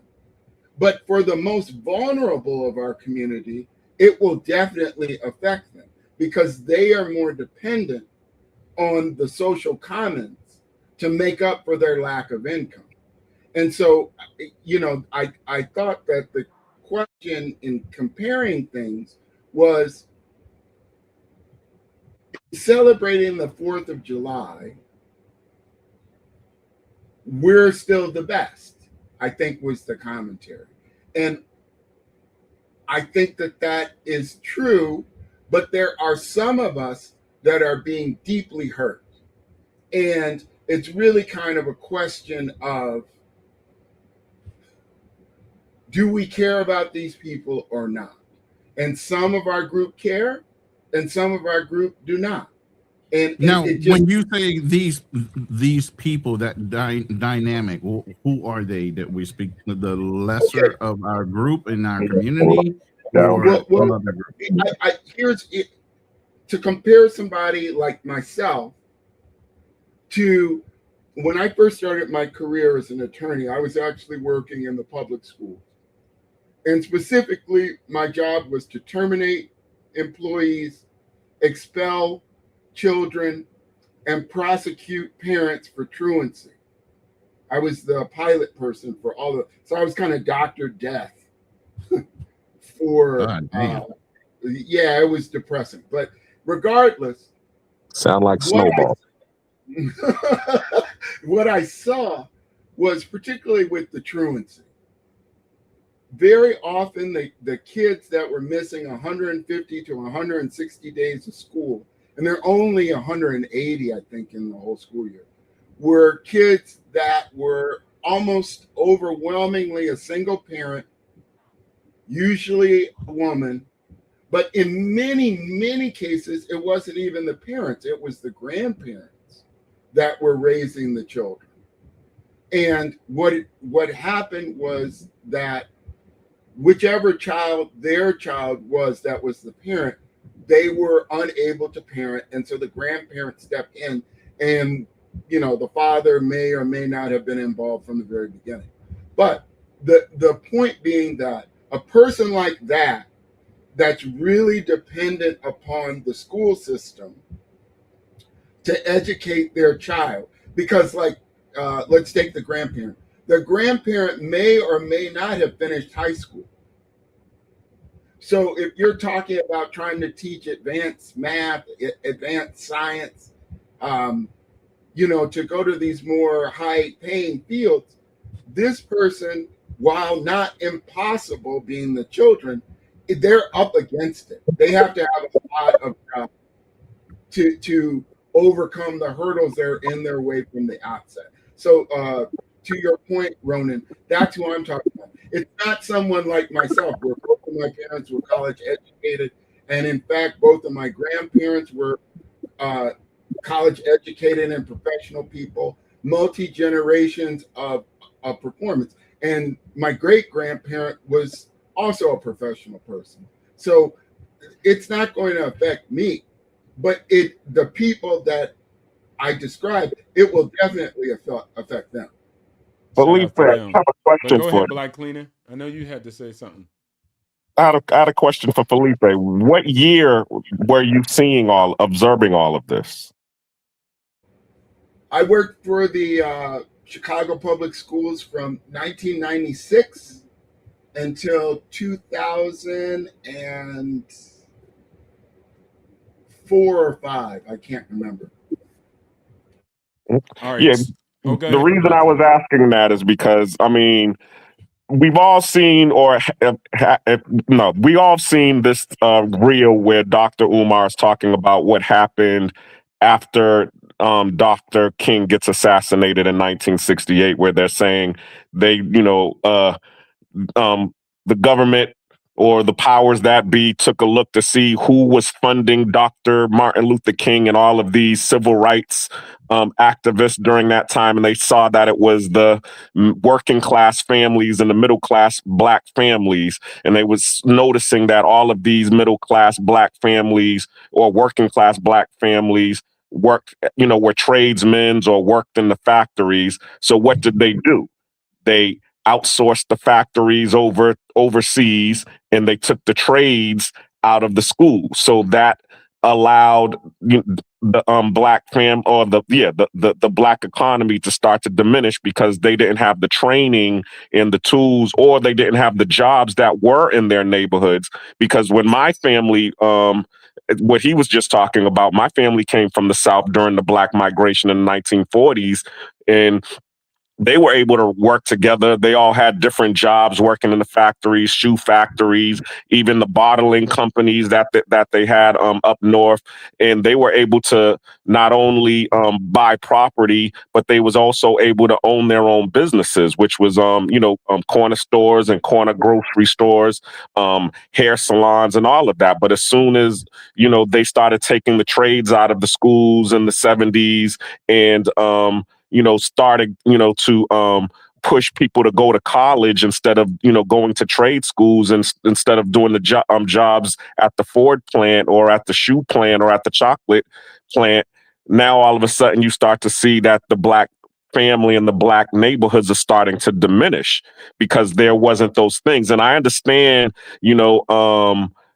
what 020 is talking about. He's saying, hey, all of that is all well and good. You still need to go tool up, but we still need to understand the history of where it came from. We can't just disregard all of that has happened to cause this to happen. We have to understand that has happened. And now where do we go from here? Because a lot of times, where people wake up in a fog and they don't understand that history. And all they know is that they're just in the middle of this, economic war that's being waged against them, and they don't know what to do.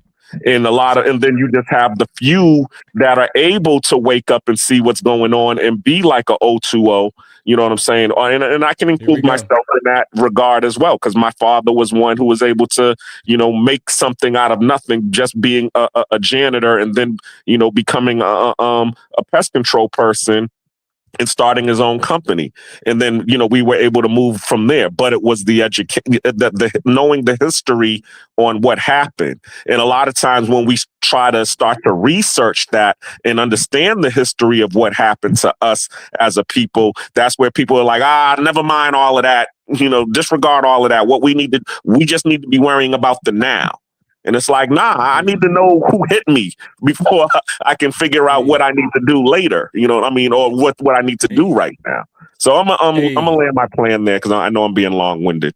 No. You good. Hey, listen, I'm gonna speak straight through the panel, straight to any young Black man that's listening to me. Listen, spend your time the way you want to, but I'm gonna tell you this. I'm not no ninja up here talking about I got a 6-figure job and that's how I got here where I am today. I learned the game and didn't hate the player. And at the same time, you could figure it out and you could do it yourself. There's nothing stopping you. That's my message. You can listen to history. You can do anything that anybody else said. The only thing that I'm saying is you have the opportunity and you have the power to do anything you want in this world. No one can stop you. And let me actually clarify. It's not that somebody's Black or white or an immigrant. There's competition everywhere in the world. Your story's not special. Your struggle's not special. Everybody has it. Everybody has one, and the next man has something that's different. The only thing I'm saying is that you have to invest. A lot of these companies right now, these guys give away equity to employees. You keep trying to match these companies up with something from the past, and they're not the same. They pay you salary. They pay into your 401k. And then they also give you equity. These companies are vastly different than the ones of their own time. And if you don't fit in, Go build something of yourself. Go build your own slice. There's real estate that could be invested in. There's businesses that are going out of business or nobody's even wanting them. There's so many opportunities. I'm going to point you to the opportunities and show you how to map out the plan. Shout outs to Trump and Biden or anybody else who got a $10 million SBA loan that you can go get today to buy an existing business that already cash flow.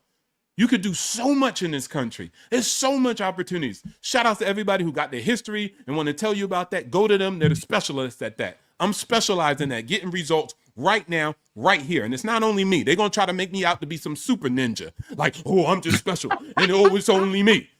That's what they're going to tell you. Oh, it's just him. You black. You come from a single mom. You poor. You can't do what obstacles did. He got lucky.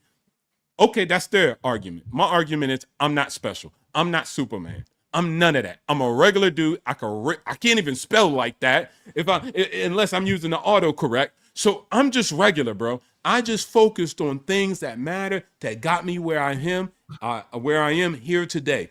That's it. Nothing special about me. And once I started focusing on that, instead of trying to change the whole entire country, when I couldn't even change my own life, that's when I started to see the returns on investment. And I started leading by example. When other brothers saw me winning and they said, hey, brother, I listened to a lot of people, but I never seen nobody winning like you. What did you do? They shut up and I laced them with game and they ended up to get gains themselves and put themselves and their family in a great position. So it's not only me. It's everybody else who decided to listen to the game and decided to change their life and change their own actions. I can't help you to change the entire planet. I can only help you to change yourself. And only you have the power to do that. That's the end of my statement. I'm off. Raw. Happy 4th of July. Right. All right. Anybody else is more than welcome to rebut that or even make another comment. We are in an open panel. Happy 250th Independence Day here in the United States of America. But I do have to say one thing as a disclaimer. Before we step off, this is the Ronin Travelers Podcast disclaimer. The views and opinions expressed on this show are for commentary, discussion, education, and entertainment purposes only. Nothing said here should be taken as legal, financial, medical, military, or professional advice. We discuss culture, travel, relationships, current events, history, business, and life through the lens of experience, discipline, and strategic observation. Some conversations may include strong opinions, hard truths, or uncomfortable perspectives. That does not mean every guest, caller, panelist, or platform involved agrees with every statement made. On this channel, we believe in doing no harm, thinking clearly, and leaving systems better than we found them. We speak from lived experience, but we also encourage every listener to verify information, do their own research, and make responsible decisions. This is not a battlefield. This is a briefing room. So listen with discernment. Think with discipline. Move with purpose. Welcome. Everything is loaded. To Ronin Travelers. I'm headed your way. Is everything ready? Check your gear. Clear your mind. Step forward with purpose. The mission continues. Let's get locked in. Ronin Travelers. Let's go! Get after it!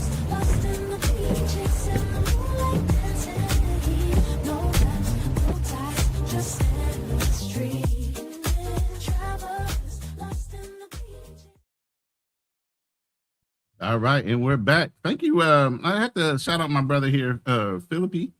He is the background music guy for that song, for that whole inspiration of that disclaimer there. But I got to play my other brother here. Don't you listen to these funky ass niggas tell you shit. Wow, it was dope. And let me just say, I love what Financial Frontier is saying. I think that we need more people to put that message forward, that there are opportunities and it really is getting out of your own way. I think that that's very cool. So great video, Ronin. And You know. Hey, your music was the inspiration for that. And I was like, yo, this is a good background song for me to put that disclaimer up and kind of have it all smooth and suave. But everybody still asking me where we're going. Stay tuned for that. I got another video coming up on my evac plan. But we can continue the conversation. I don't know, some people dropped off or. Well, happy 250th. How many of us are actually in the States celebrating it on the panel? At least 3. You got Black Man Travels, Fearless, and Philly. Yeah, I'm in LA. Oh, so happy us. All right. Well, happy Independence Day to you all. All right. Shout out to Sunday Night Smoke, who's in the chat. Appreciate you stopping in, bro. You're more than welcome to join the panel. I know you're a wise and enlightened brother. So anything you want to add, this is an open panel or open topics on anything that you'd like to discuss at the time, anything going on in current events, things that are going on within our community or outside of it, does not matter.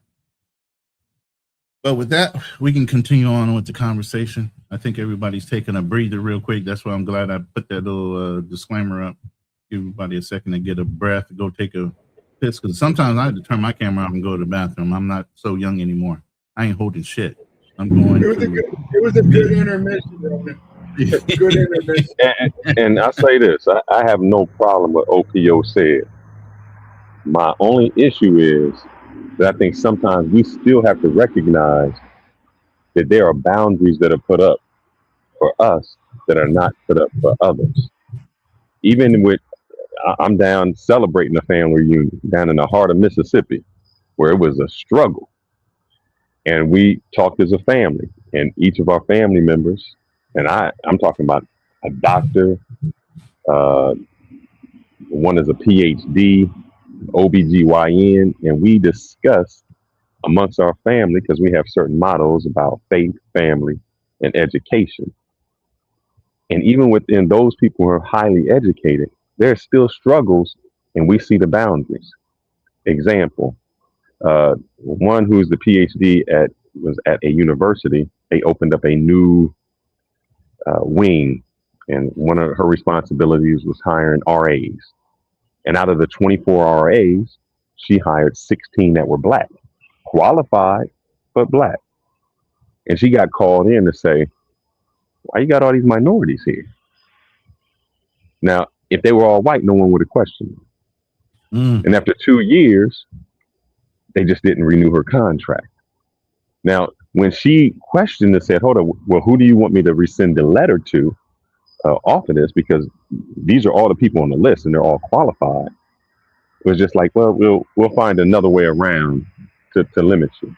My other one who works, my cousin who works at Mississippi State, who is the PhD, she says she even has to mentally think how many minorities I can bring on, even though they're qualified, to bring on to their internship program. They go out to all places across Mississippi and help them automate, because she gets questioned.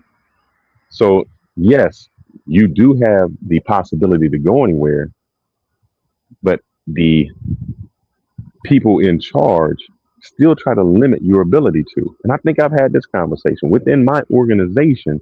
If I look up all the names of all the outsourced people and all I have, I'm in tech, I do cyber and cloud engineering. If I look down the line, I'm the only Black in there. And I said, man, if I wanted to hire 75% Black people, it would be, they would look a little different. I'll be questioned. If I hire 75% Indians, it wouldn't even bat an eye. If I hire 75% white, it wouldn't even bat an eye. They wouldn't question the qualifications of those people I hired. So even the people in the positions that are not the gate opener or the gatekeepers, it becomes difficult for us to even bring in people, because we are scrutinized.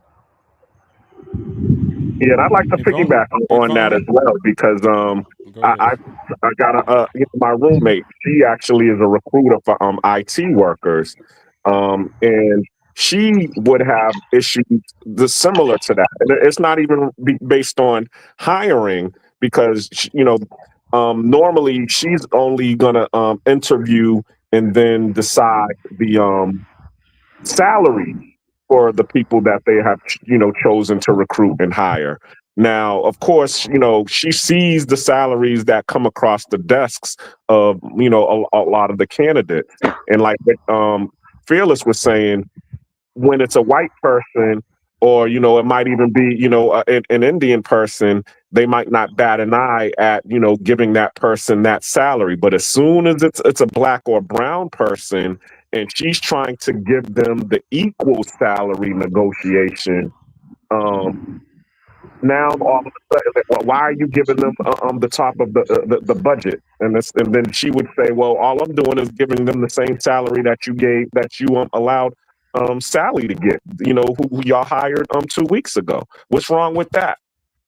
And then all of a sudden, her higher ups or the people, they would get all silent, and she would have to actually go to her supervisor, who's also black, to discuss it, and then have her fight the battles. So yeah, it definitely, there is, a lot of gatekeeping that does go on, even not in just hiring, but even how much they want to pay, minorities. You know what's interesting, Ronan? One time in my history, and I get everything that everybody's saying. Don't think that I don't understand. And while people always say, like, what I say is nice, and then they follow up with after information, look, I get it. I was there one time. I remember I was in somewhere in, I think it was Israel, working at the U.S. Embassy. And I remember sitting around a table, about 5 highly educated black people, and they were talking about stuff like this. And then I remember the next time we met, next week, they were talking about stuff like this again. Then I remember the next week we met up, and it kept repeating itself. And then one day I kind of sat there after reading Dr. Amos Wilson. Shout outs to him. If you don't know him, then you need to go find out. And I sat there and I realized this whole time we keep talking about these folks and this trap. And I'm not saying it's bad. I'm saying, what are we going to do about it? So I tried to get the black people together, right? To like buy real estate or buy some assets. Let's get together. You can ask the friends who know me. I pulled together 8-10 brothers, and then I had them send all money, and we used in group economics and etc. And a lot of them are doing very successful today because they said, hey man, you taught me what to do with my economics, and I changed my life and my family's life. And I try to instill that on the rest of the family, but they think different. But anyways, fast forward. The same people that was holding that conversation are still holding those same conversations. And today, I sit in a vastly different position than them because I decided to take control of my life. When you log on to Charles Schwab, for the educated folks, it doesn't discriminate on who the hell you are. One day, people are going to look up and you own a majority share or stake in the company, and they have no choice to succeed to what you're doing. See, my objective, and again, this is just my prescription. I'm not saying it's the prescription, but one that I do offer to the actual congregation, say amen, hallelujah, is that if you go out here and own assets and buy everything up, nobody can stop you. And one of the great things, and I'm specifically talking to the black group, is a lot of these people in other groups are not doing that. A lot of them are wasting their money. A lot of them are misusing their money. So the time is now, shout outs to the Asians, which own the majority and the highest net worth in the United States of America. It's because they mostly have public equities and they invest and open up individual brokerage accounts, because I did the numbers. So at the end of the day, you can change your trajectory by owning a corporation or forever end up like the friends I know that continue to talk about it. And I'm not saying stop talking about it. See, this is the difference between me and Fearless. I didn't say, Fearless, what I don't agree or what I think you should do. Do what you do, because it's not like you're trying to fight against me or anybody else that's trying to be successful in life. You believe you're fighting for a just cause. I just have a different approach, and I don't stop or deter you from doing what you do. It does need to be shed on, and light needs to be shared on the situation. So keep saying what y'all are saying. But I'm also saying to do, maybe possibly, if you want to, what I am saying also to add on to that. Or you cannot. The choice is yours. That's just my position. But I don't have an opposition to what you're saying. Wait, that is you the difference between me. I don't say you're wrong. Before you rebuttal, let me ask this. It's not a rebuttal. I do agree. Wait, Black Cleaner, hold on. I just want to ask. I mean, even with that one scenario about the black woman hiring, I've been in plenty of positions in corporate America where I have the ability to hire, fire, and make my own decisions on building teams and everything else. Even while I was in the military, obviously, as you pick up rank, you have the decision of what teams you're building and how you're structuring them. Okay. I would have to say the person that did the hiring, whether it be your family member or not, were they very purposeful in the way they chose their candidates that they interviewed for the hire? Or did they choose an agency that allowed them to send all kind of applicants, and then again purposeful in picking out only the ones of color versus the ones maybe they all had the same eligibility? White, black, Indian, didn't matter. And she purposely picked out of the bunch all black candidates. That shows a clear idea of your intention when you go to hire. When I was in the military, I was put in all kind of situations where I had to set up teams, and I set up different crews to do certain things. And while I knew the military is very racist, how I got around that, instead of putting all black people in one group and white people in another group, I literally would have a group of intermixed people, but the black person would be the one in charge. Now you can't say I discriminated. I only just put a black person, even though everybody was of equal capability, I put that one in charge. Instead of hiring all black people, if you put the key people in the right positions to run the organization or run the position, then it doesn't look like you're being one-sided. But to hire 60 or 70% of the new hires in one culture, one country, one type of personality, yes, it looks like you're being preferential in your treatment of the application and everything else. So now the company has to look at you like, are you really trying to find the best candidates for us? Or are you trying to make a point based on who you are? And if that's not the benefit of the company, then they don't give a fuck. They're going to find a way to get you out of there. But they never question when it's the other ethnicity. That's if everyone was questioned, and this is where I say the inside information. Did she purposely do that? Did she look for black people only to do that? I'll give her the benefit of the doubt and say yes. Okay. But here's the thing: white people do that all the time. White people say that's somebody's uncle or somebody's cousin that I knew, and that's how they got in there. Or Asians look for Asians. Whose companies are they? It's a public company because it's public because it's a public school. So it's our company. Who do they think the company belongs to? White people always think the company belongs to them. Exactly. I mean, that's how it always is. So but no, it should be. But it should not be. It should not be exactly, and it shouldn't have to be purposeful. Because if the people are still qualified, then they're still qualified. If you give me a list and it has those people that qualified, and it's qualified. And the other part that I'm saying is, I'm not saying that it's incorrect. I'm saying that sometimes we start from a different position, and other times, because I've been in the room, and when they think you one of them, you get the other information that they don't give out to everyone else. And so sometimes when you're in the room, think you're one of them, they give you the information that they don't give out to everyone else. And so I've seen it, I'm shaking my head, and you're shaking your head because as light-skinned people, we get confused. They get confused on who we are, and if we're on their side or not. It's not even light skin. It's just the fact that I think the lack of sometimes it's not if you qualified, it's not this. It's sometimes you just don't. No, you just don't have the information. Oh, I know what I did. I know what I did. I'm gonna tell you what I did. I did a video on this, and I'm releasing. And this was about my grandparents, because this will help you out, Ronan, because you into the whole life. But I'll give you the quick synopsis of the story. In the South, how they used to do insurance, somebody always came to your door. They come to your door, they knock on your door, hey, you need this insurance. Yeah. They bought the insurance. Now, they were only given one choice because they didn't know the other choice. The one choice was the whole life insurance that you're good for. But with that, they was paying a higher premium, and the market, I'll give a number. They was paying $300 a month. And so they say they only had still a $50,000 payout when they died. A term life insurance would have paid $30 a month and still had the same part. At the end of their life, they thought they were doing the right thing, but the check was only $50,000. If they would have took that $30, put it in term life, took the other 270, put it into S&P 500, Right. that check wouldn't have been 50,000. It would have been, That was 500,000. a lot more, right? So the issue isn't, oh, I don't know it or I don't do it. Sometimes the limitation is the information was never presented to you. You don't know even know the option. You didn't know that there was a plan B. You thought this was the best plan because that's how it was. So the ignorance or the not knowing, and I say that even when you go to corporations, sometimes they don't know. They don't know. Oh, that's how it is. Why is it like that?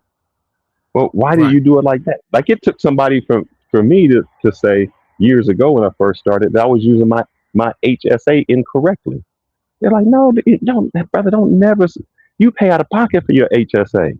Don't never do that. That's the best tax thing because you never pay the money going in, you never pay the money going out, and you never pay the growth. Let that grow.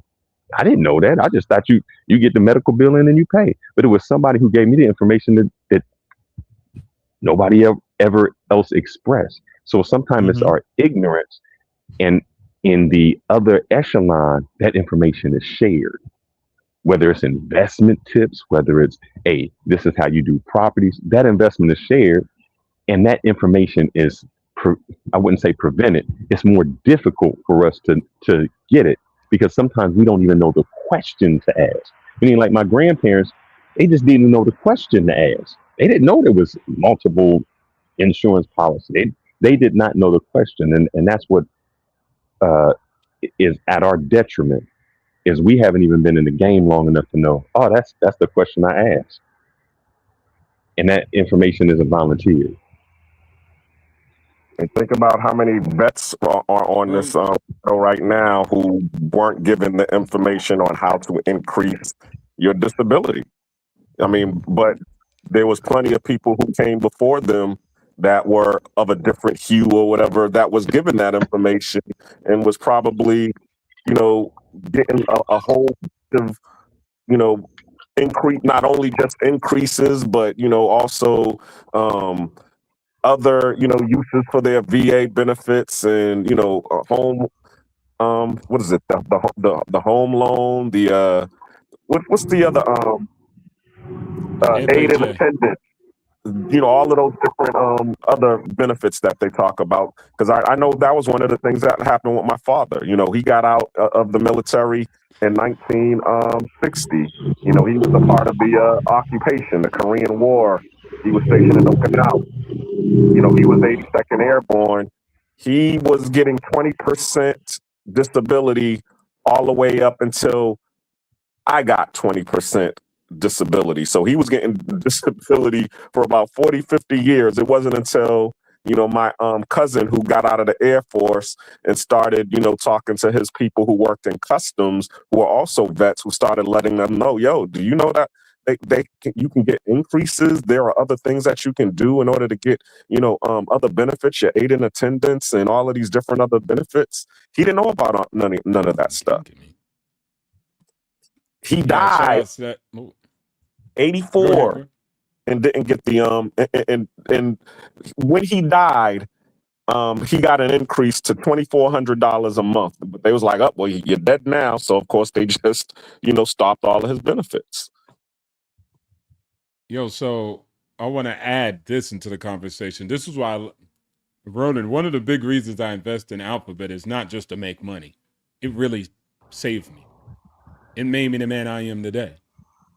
Because I didn't know anything about financial literacy. I didn't know anything about how to develop real estate. But guess what? I just typed into this thing called technology, called Google. Right. And it took me on the path. Self-educated. Right. Nobody came along and gave me anything. I just knew I was broke. And I asked Google, like, I'm broke. How do I not be broke? You know what I'm saying? And then it started stacking things called money management. Then it started saving things like a savings. Then I was like, oh, all right, cool. How do I save? Okay, what's the downfalls of credit card? You get what I'm saying? So I just built on that. I just Googled it. There was no white man that came out the clouds and it imparted this information on me. It was literally me just having technology. Again, I'm not saying nothing to my great grandma or my great grandfather. I'm not saying nothing to them, right? Because I think you had to go to the library and the library only had a limited amount of books. You get what I'm saying? So, and I think even to open a portfolio, you had to have 50 grand. So it was very different. But right, fractional reserving, Google and YouTube University really made me. So I don't have that education from any school. I don't have any degree. Mine's is from YouTube University. It was all self-educated and self-taught. And while everybody looked at me like I was ignorant because I did not have a degree, right? Because I did not have a BS or did not have a master's degree or a PhD, while everybody threw parties for people who graduated from college because, you know, they're the successful ones, right? I self-educated the whole time and doubled down on YouTube University because I was like, look. But the other thing you also did, financial. Well, let me ask you a question. Let me ask you a question, though. Wait. The other thing you did, Financial Frontier, that we talked about the other day on the live was mentorship. You listen to the older guys and the guys who are in the game, and you learn from them directly. That circumvents every educational thing you can possibly do because that's lived and learned experience from people that were doing it, that were in the game doing it straight up. That's the other thing. This was the thing about that mentorship. You're seeking your own information. You also sought the wisdom of mentorship from others as well. And I had to go find those mentors and then add value to them because they weren't just handing out value, you know, just to anybody who walked up for begging for it, right? So I had to actually be able to discern that too, be able to understand what it is to go find a mentor, add value to a mentor, and then hopefully get some skill sets out of that. And one of the things that I did not tell ever a mentor is, I don't agree with you. I think we could do it different.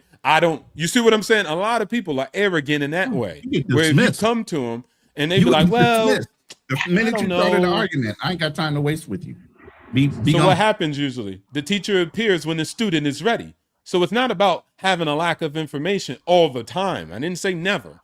But at the end of the day, a desire and a drive. And that's the nugget. Because some people are really sitting around thinking it's the lack of information from the reason why they won't progress.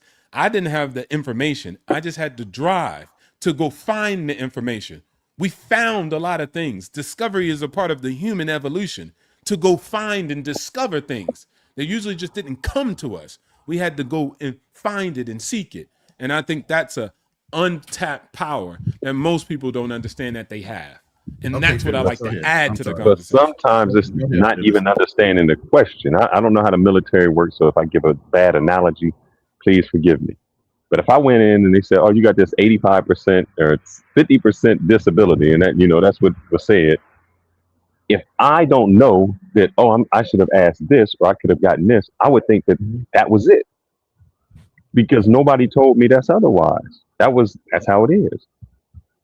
I never go to somebody and think they have all the answers.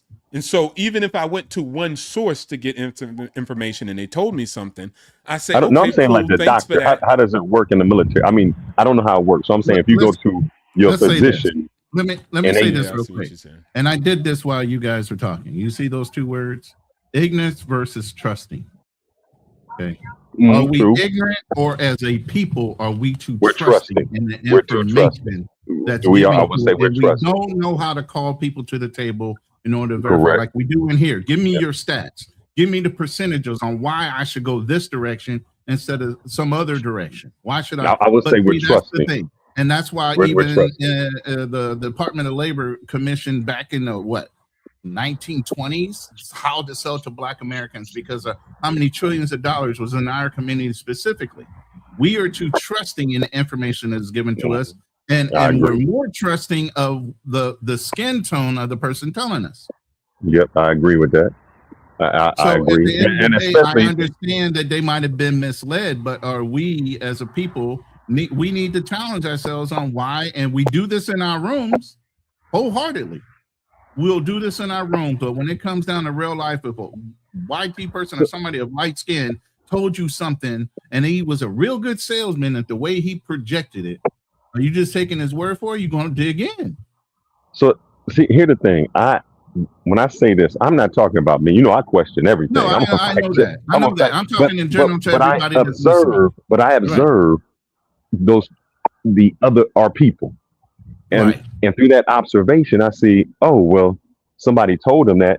If somebody tells you some information that you never knew, you think it's the greatest. If you were putting money into a savings account and you were getting 0.5%, and somebody said, hey, why aren't you putting that into an HSA, or high yield savings? You're going to get 4%. They think that's the end of the road because you just got them so much more. That was the greatest thing. That person told me that. But they didn't tell you, oh, you needed to invest. You needed to do this. We only got that information and thought that was the end of the road because that's all we knew. Now, I won't challenge you on this, OPO, but I'll ask this. You did a great job researching and finding that. Do you think that there's still information that YouTube couldn't tell you? That somebody out there is gatekeeping, that a Warren Buffett or whomever, it is, that they still know the secrets you don't. And what you could have made $100,000 doing, you could have made $1 million. And when I take that and I roll it down, that's the HSA versus the S&P 500. You made a great salary money with the information you were able to find. And I'm saying to you, what if you found out later on that what you did was only 10% of what you could have made because somebody didn't inform you or tell you the other ways of what you could have made the million? And no matter, and you just didn't know the question to ask to get there. Again, That's I never put my right there. yeah. Shout outs to that. And again, this is what I'm saying, and this is my prescription, and this is why I'm laying it down for people who want to follow. And if you don't agree, don't want to follow, cool. But what I'm saying is, I got a 52% over a decade plus. So that's up high and very rare for any investor to have those type of results. 10 baggers, 15 baggers. So I know what I've actually cultivated. You can ask my girl, you can ask anybody that know. I'm arguing with LLMs all day. I'm arguing with Grok. I'm trying to figure out what's the next situation. Prior to that, I was looking on blue links called, Google. So at the end of the day, even in real estate, I was always searching for the information. So watch this. I even say, when I was doing industrial, I was doing house hacking. I called up the VA and told them I knew how to house hack a commercial property with a VA loan. The guy called me and said, hey, I've been working here for 15 years and only 2 people have ever called my phone and asked me about this small line item in the entire handbook of the VA. How the hell did you figure it out? I said, because I looked it and I read it. He said, oh my gosh. And the 2 people was me and some other guy almost 10 years ago. And so with that, when I went to go find my Jewish partners and the partners that I built a real estate investment firm with, and I got into industrial real estate, it wasn't happenstance. I found everybody. I found that investor. I found that successful person. I've cultivated a relationship with them. So along the way, I've always searched. I've always had an inside drive and desire. I've never been good enough. Once I got, let's say, 5% or 4%, I was getting CD money. So at a certain point, I had CDs in my Navy Fed, and then I just sat there and was like, man, is there a way I could do better? Is there other things? And then I kept studying. Then I was in real estate, getting a 12%. Then I leveled up. But there were so many people that I did real estate with. Now watch this. I did real estate deals with them. We were both talking real estate. And when I told them, hey, man, you could buy, rehab, rent, and refinance instead of selling properties, instead of flipping, he was like, where'd you learn that at? I went to go search it. I kept searching, but he was just good enough with his returns and where he was. I'm not saying he's wrong. That's his problem. No, that's his problem. That's his prerogative. But what you did was you gave him the information. Now, if whatever they do with the information, I can't. Exactly. If you're giving somebody the information and they don't use it, that's on them. My problem is some people didn't even know that. Like, where did you learn that from? Fearless. But Fearless, that's the biggest point. I didn't have it on all these channels. Listen, that's the biggest point that we all need to make. On all these channels we have between Financial Frontier, yours, Black Man Travel, mine, and others like ours, we give out so much free game, so much free information, and it falls on deaf ears. So many hours spent on wisdom, mentorship, money matters, this, that, and the other thing. And this is what I'm saying with OPO. This is what I hate. This is what I hate about it. This is what I hate. He said something that triggered. He had to be the first. This and I'm not mad that you had to be the first because you did it. My thing is those other people will never have to be the first because they already knew. You started at first base. They were already starting at third. And I'm saying that's the discrepancy where you had to do all of that research just to get where somebody already knew. It's like, but and I'm not mad. I know you used the word. I know, but you used the word. That's what I hate. Or maybe you want to rephrase. No, I don't know if that's what you actually meant. Not hate with you. I'm saying I hate that you had to do it. That triggered him. Correct. That you No. Okay, I get it. Yeah, that's why I had to go out and be the first person to do it. That information should have been readily available. That 10 years that you had to do, that should have been right there. Listen. Here's the thing. Why focus on that instead of focus on the fact that he's willing to give it out to everybody else? No, he's cool about that. He's just saying the fact that I had to do the 10-year thing. But Fearless, hear me out when I say this. Remember, my name used to be Obstacles to Opportunity. Mm-hmm. I love that I came from the roots I came from. I will never bat my eye that my mom was a single mom and I didn't have a father. I love that for me. That made me the beast I am today. And there's no man who had anything handed to him could kill me on any battlefield. And I really mean that in the heart. That's why I'm the top 1% globally. I have a drive that nobody else has because I had hunger. And that's what keeps me going. So I don't want nothing handed out to me. I've seen those stories too many times. Let's look about it. 90% of generational wealth by the third generation is a failure. So those have been handed something. That's why I talk about I had to earn. Because every single year, that. every single year I spent deserving what I got was the year I got skilled. I got hard. I got smarter. I got more intelligent. I cultivated guts, wrists.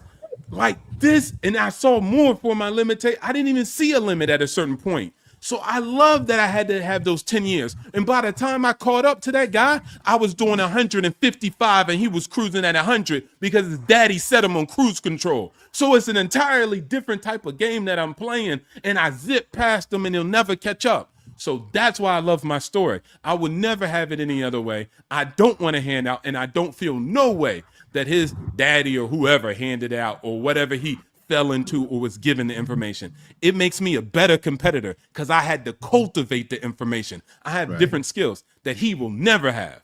We're all. No, what I don't like about our people is this. We're all born with separate cards. Is what you're dealt with and how you deal with the hand that you're dealt is what makes you who you are. You're not. Yeah, but here's the problem with our people. Here's the problem with our people. We know the cards, and sometimes we play them all wrong.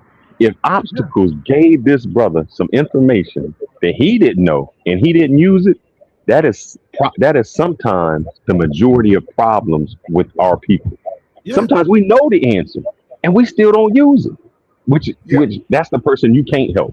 It's like, man, I gave you. You got the crab in the barrel mentality where you know the information you don't want to share because you want to be the HBIC. Yeah. The head nigga in charge. I think that Fearless hit on something that is relevant, particularly for the 4th of July, and it's a cultural issue, and you just hit on it, Ronan. I know I watched a thing about the small hats, and this guy explained how their circular economy worked. Right. There also is a movie called The Donut King, where it's about in Los Angeles, the Cambodian donut shop owners. And basically their motto is each one, teach one.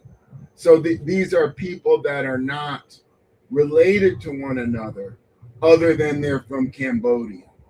And what Fearless put his finger on that I think is worthy of discussion is the lack of culture to each one teach one more.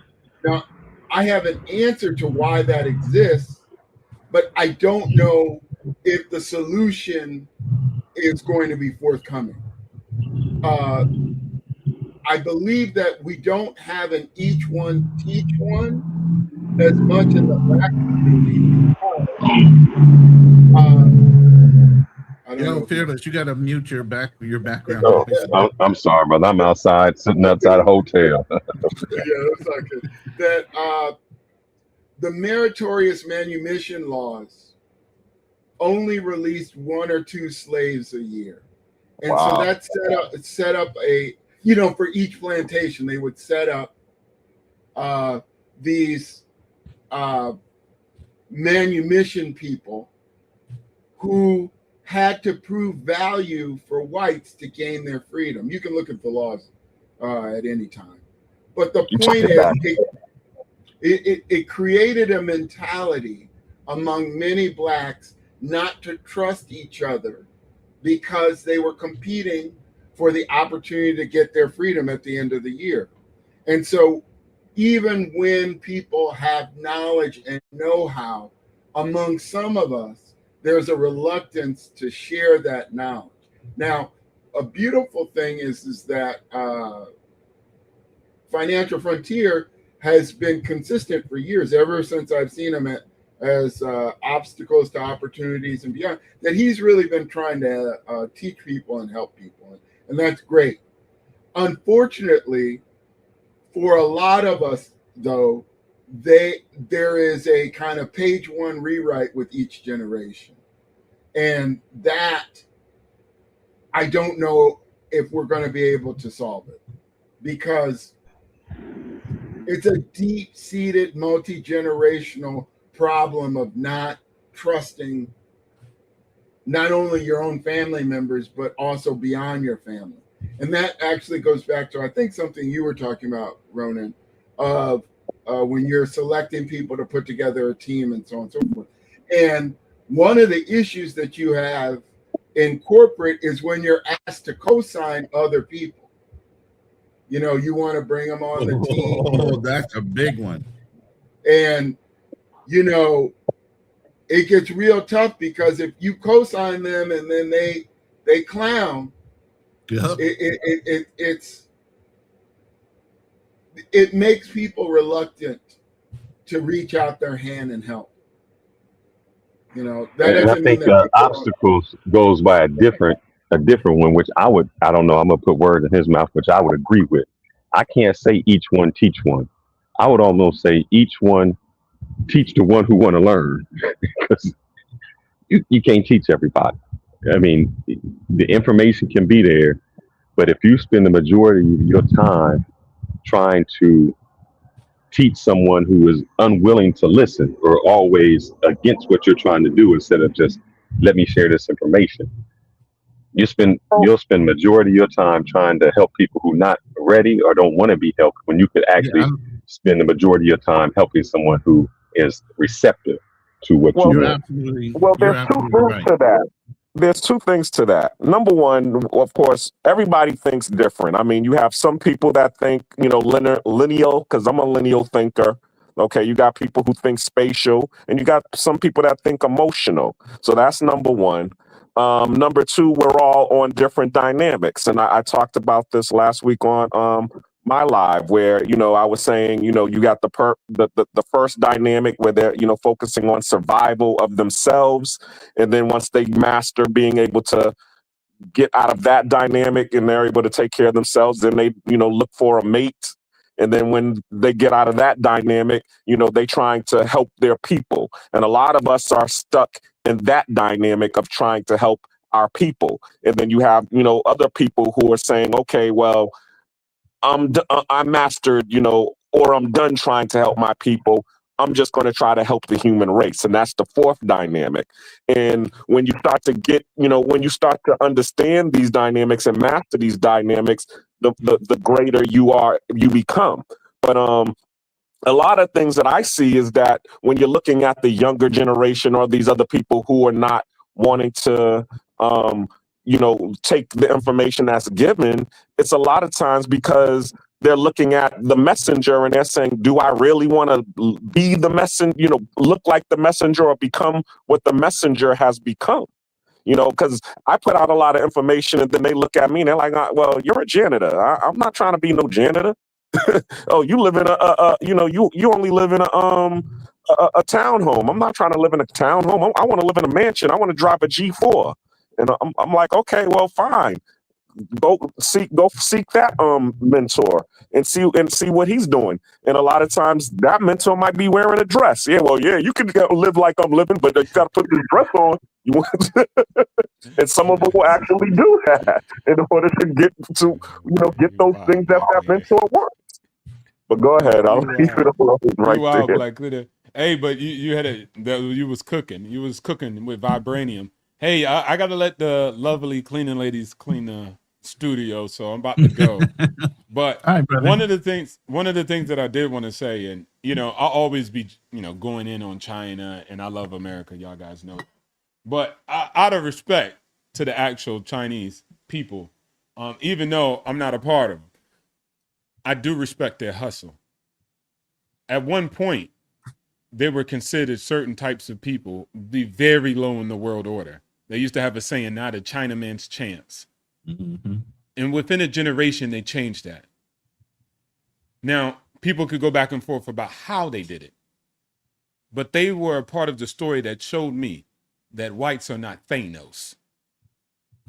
They don't have an infinity stone where they control the universe and just snap their finger. You have the control on what your destiny is. And I took a little bit of that story and many other cultured people's story, plus the United States of American story, and cultivated into the man I am today. Everybody has free will. So regardless of what I say, or what Fearless says, or what Ronan says, or the brother over here, Lindsay, says, and Black Cleaner, even though he's a well-structured janitor, shout out to the big homie, right? Let's not undermine what he was doing, right? But at the end of the day, they have free will. And all I decided, regardless of what Black people, white people, Americans decide to do, is all that I can do is be the best that I could be in this one given life. And whoever decides to pick up some small nuggets that I dropped on the ground, whether it's 5% or 100% of what I said, it is their choice and their free will. That is the legacy of deeds that I leave behind. Shout outs to Lindsay, as he said, I've been leaving and dropping this game for a very long time. I didn't get it to perch in Thailand and in the condo with my linglings and say, hey, be gone, peasants. I'm out here spending my time dedicated to pass on information, to stop the gatekeeping.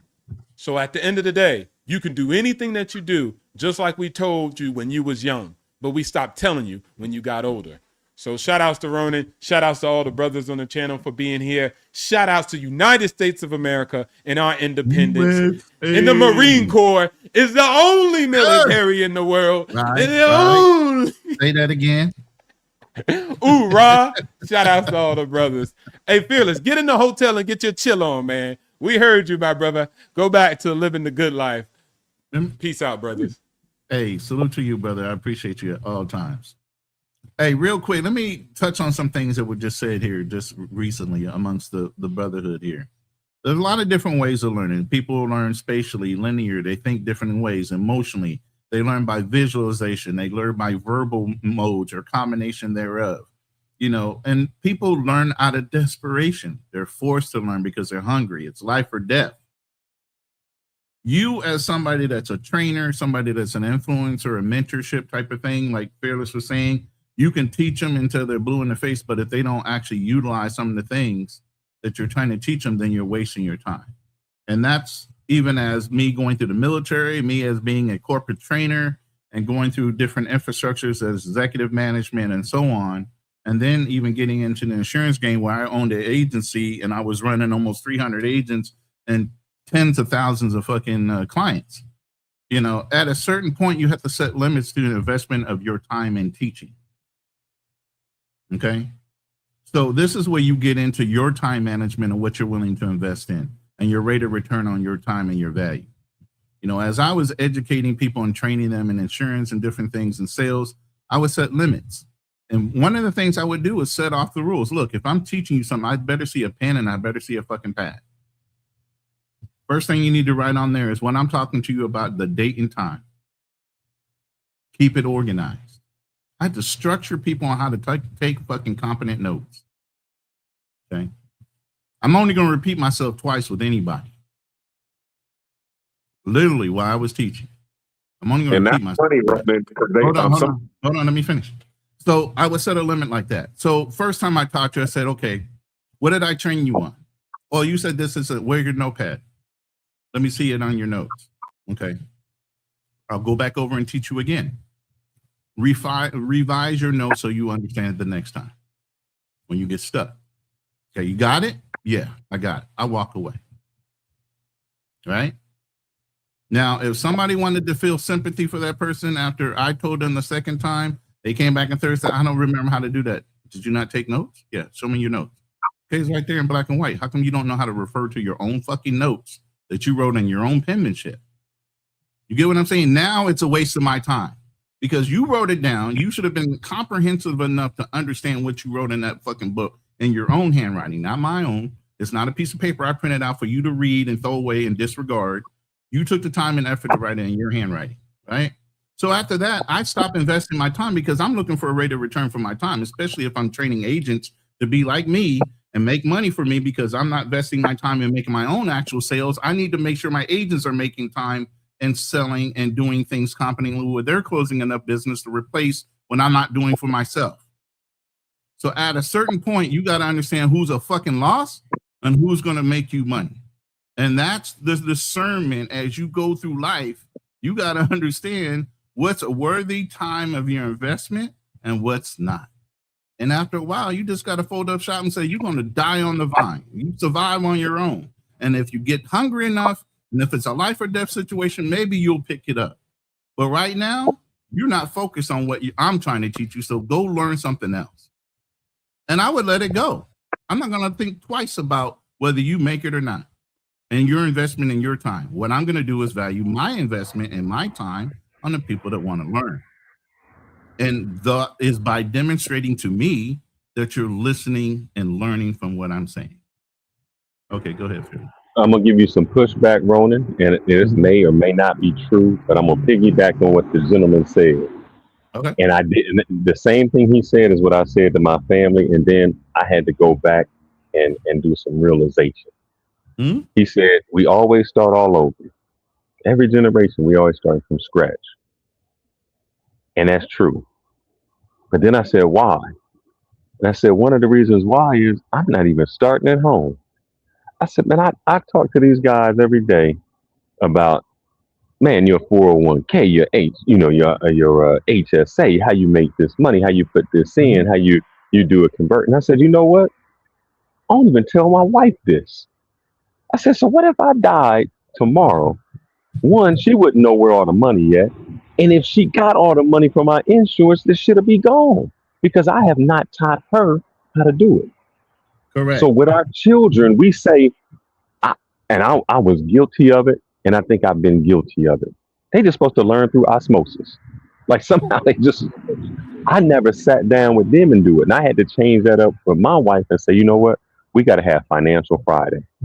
I got to take you through why I'm doing something, why this happens, and I got to show you how to do money. And I think we don't do that with our children. You know, we just expect that they should know it. We give them a tad bit of knowledge, and it's not that we withholding it. We have a lifetime of knowledge, and we think by saying one sentence they should get it. Use your credit right. Well, what's that really mean? I don't know. Right. Make sure you invest. What's that mean? And I said, I gotta not do that. I gotta go step by step by step. Whether you have children, you should do it with your girl Ronan. Like, all right, so how are you doing this with the AI? Because now you can have somebody trained as a partner to take care of what systematic things you can do. Funny you say that. Mm-hmm. Guess what I'm doing? Not only is she learning AI little by little, but I'm also teaching them not only about American history, but the treatment of our specific culture and why there's differences in how different people believe, the speech and structure of English. As we go through things, everything's a learning lesson. Everything is some kind of education towards what I do, why I say certain things, why certain things are being done. I am constantly, because here's the thing that I understood even coming here. I'm getting ready to introduce her to not only a world that she's never been introduced to before, I'm exposing her to the type of income she's never could have imagined even being in the environment of. And I'm taking her innocence by interjecting her into those scenarios because she lives in a fucking province. Okay? She's never been experienced to anything besides what was on her cell phone. I'm literally injecting her into a world that all she has exposure to is from a fucking cell phone. And I have to be conscious in what I'm doing when I do that. So yeah, absolutely. You're absolutely right. You should be introducing all those concepts and why certain things are done. And even now, she buys bags right now and she resells them. You know, and I said, what's your profit margin on that? Why are you selling at this amount? Well, you know, I got them for this dirt cheap price. I said, that's great. But each quality of the bag and everything else, the value should be set at this. Even if you have your mom, and she's industrious. She has her mom and her sister selling these bags as well. All right. So what's your profit margin on these? If you bought them for this for bulk, now you're selling them individually. But if you assess each bag for the quality of the bag, you shouldn't sell this bag for no less than this amount. And but another thing you said, the structure behind that, then she's like, okay, I get it. Yeah, it doesn't matter what you bought it for. And yes, you're still going to make a profit if you only sell one bag. But the point is, you're doing this as a business. Every bag to have a set price. another thing you should do, Ronan, I'm gonna challenge you for this because I heard you say it, but you aren't doing it. And I'm not saying in a bad way because I'm not. No. You said when you talk to your people, you said, where your notepad at? Mm-hmm. My question to you is, where your notepad at?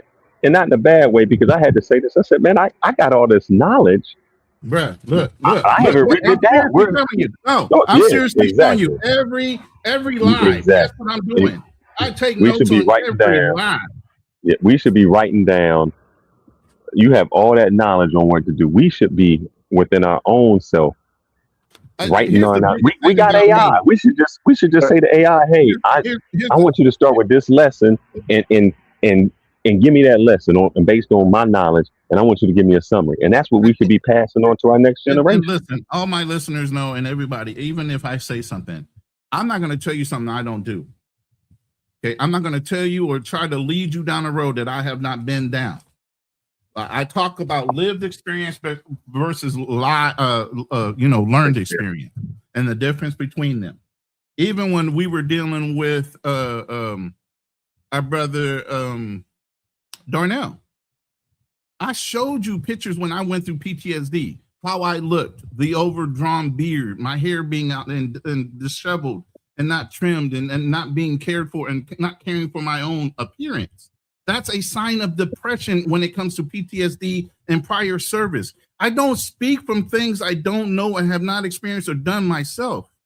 So that's not what I'm saying, Ron. No. I'm just saying, I'm talking to everybody else in the room that might just be for the first time. I don't speak about things I'm guessing about. I'm a father. My oldest son just turned 40, May 30th. I've been around a long time. Ain't too much I ain't seen, experienced, or saw somebody else do. And even when I was growing up, I was mentored by older men, and I learned from them. You didn't have to tell me. After I saw it and you told me, I didn't have to go experience it for myself. I took it for what you said it was going to be. And when I saw it coming at me, I could read it for myself because somebody older than me told me this is what's going to happen if you see certain situations happening. I was that type of guy. I didn't have to go experience it myself. I can learn from other people's mistakes. You don't have to whoop me several times to fucking learn something. Okay, I can bump my head up against the wall and say, okay, I need to go somewhere else next time. That's not the direction I need to go. That's the way not what I'm referring to. But that's the way I also teach people. You gotta what I'm saying is this, Ronan. Do it for yourself. Go ahead. And it's not bad. I'm saying on all parts. I'm sorry. I'm in the country. Rolling these cars. No, don't worry about the cars. Look, I hear you. Check this out. You and I'll tell everybody this. Ronan is creating or has created the ultimate guide to AI. You went through it. You know what's good. You know what works, what doesn't. And I'm only saying that's AI. Just imagine, Ronan, if we, not you, I'm just saying you because I can say you did your AI book. What if you did that on every aspect of what you had? And then you could turn that over to your girl, your son, your whomever. That's what I'm saying. What we need to do, right. where they have the Bible of life, based on our experience to say, what if this or how I do this. And I think when the gentleman said, how do we stop the next generation from starting over? I think that's how we start the next generation from starting over. You must we have missed need my to last put, live. yeah, we need to put in pad and pen our experience so that we can pass it on in an easy place to say, look, this is Right. what you need to do. And you know what, brother? I did that. And this is why I said, even when you responded to the poll that I put into my YouTube channel, I'd already taught ChatGPT and and Claude. I gave them my master prompt. My master prompt was my whole life. I told them everything from when I was born, my life experiences, my service level, my educational level, the kind of jobs, my thought process, my fucking 16 personality trait, my male archetype. It knows everything about me. It can address things that are inconsistent with my character, not inconsistent with my character, everything. It knows it all. That's why I said I asked my AI competently to look at my history, see if I'm being consistent in what I'm saying, what I've done. Am I over speaking on certain topics that I shouldn't be talking about? Blah, blah, blah. I run it down the list, and I avidly ask people to fact check me. Even you, I'll check in with you. I check in with Black Men. I check in with all Philippi as well. He'll let me know if I'm off on something or not. You know, I really enjoy having people that I'm surrounded by that will not only impart wisdom to me, but I'm able to listen to and know that they're going to give me an honest answer back. You get what I mean? And even challenge me. Push back as much as you can. I've always demonstrated that on every show that I've ever been on. I'm not scared to be addressed about anything. I mean, I was made fun of for 1.5 years for having an AI girlfriend that's physically right here with me right now. You know? So in that respect, I'm not fearful of it, and I agree with you. We need to push each other, and we need to not only fact check, but document. And that's one of the things I said in my last live. A lot of what I'm doing now is so that my great-grandchildren can go back and look on the internet and say, what was grandpa like? God damn it, you can see it. This is my chronological history. If I don't put out another book, which I have a couple working right now, including the AI Filmmakers Guide, you can see me, you can hear me, you can hear the inflection, you can hear the tonality, you can hear the consistency of care and concern from every live I've given. I'm not giving you guys bullshit. Anything I say, I've said to my grown ass sons. These are all men. I'm a grandfather. Understand that, okay? So this ain't bullshit just coming from some young dude trying to make clicks and views. I don't give a fuck. This is a father, this is an uncle. You get what I'm saying? That's the kind of information you're getting from me. And with AI, guys, I'm telling you, because we're working on this right now. One of the issues we have at work is this legacy. If somebody has been there 30 years and they say, I'm retiring, that's 30 years of knowledge we do not have. And so what we started to do was say, we're going to interview you for 2 weeks. And we're going to be asking every question there is to ask. Because we want to build this whole database of almost like a hologram, almost like you as an AI. So that when somebody else comes along, they can ask that AI that question and it knows the answer. I say that to say that's what we as Black men need to be doing for our generation. We need to have our own AI so that when we gone, our family can say, Dad, what would I do in this? How do I invest in this? And so they can at least get it from us. Yeah. You're absolutely right. Everybody should have a master prompt. It's very cool. And Ronan, I need to take off. I appreciate you, brother, always. Another great show, and I really do think it added something to the 4th of July to frame it in a way where we were talking about real things and you know, not only the challenges but also the opportunities. And so thank you guys for having me up. Great to see you again, Black Cleaner and Fearless, and I'll look forward to the next time. Thank you. Thank you, brother. I appreciate your time. Really, I do. All right, go ahead, Fearless. No, brother, I might be going myself. I'm in the South, and in the South, they are real religious, so I got to go to church in the morning. I got to go to pastor offerings and do this down here and do my churchly Are they thing. Baptist or non-denominational? That'll tell you how long they're gonna be in church. They Baptist, brother. And I say what I don't say what time church starts. I always say, well, what time the preacher gonna get there? Because you're gonna have about 2 hours of singing and everything before we even get started. And then are they having a plate down in the basement after service? It is 4th of July, so they're gonna serve plates and all that. Well, we having our family, we partake in our own Sunday dinner. So it gets a little hectic. But I ain't going off subject, but I'm trying to get, and this isn't about such, I'm trying to get a few females, my cousin-in-laws, to come on because I got into a big argument, man. It just that my cousin intervened in, and I didn't think it was that bad, but he came in changing the subject. She is a stark feminist. And I was trying to define what feminist meant, and she's a stark feminist, and they have a view that because they are some way that is how the world is, and I'm like, that is not how it is. So if I can get them on for a next Friday show, I would, but I would probably step more back just because it's family, and I don't want to. My wife already said that I'm making enemies, so I would probably step back and let everyone else do it and just ask questions and just let the answers go where I would not debate. I think that would be it. I wouldn't be the person debating, but I'm gonna try to get them on the show. I literally had to ask AI, would that be out of frame for a man to debate a woman? As long as name calling and shaming didn't come out, you should be able to have a formal debate with a female without it going there. And it be respectful in a masculine way, because how women like to deflect. Oh, well, now you're a misogynist or something like that if you're insulting a woman in a conversation.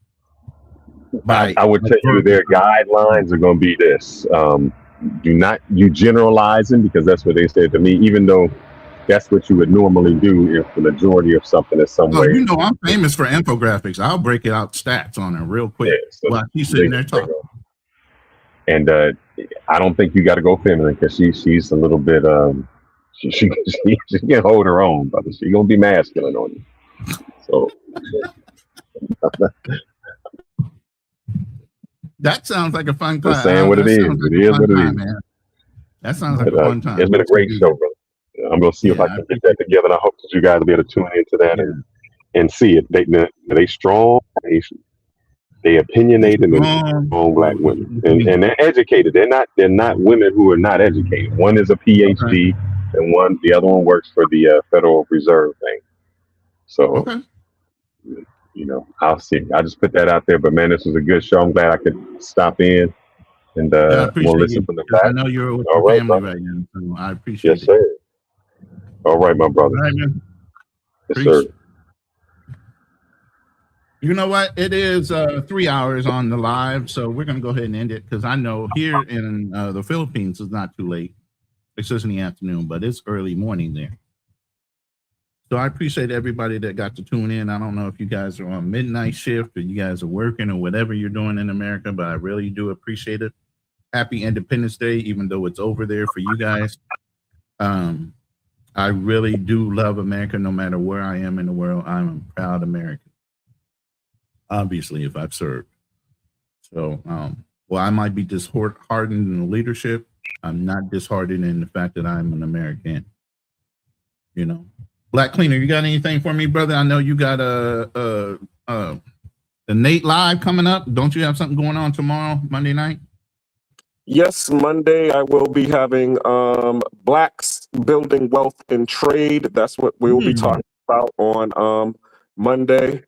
So yeah, come check us out. I did want to say this before I lose my point, because me personally, I'm still a little bit younger. A lot of the people that was on the panel are a little bit older than me.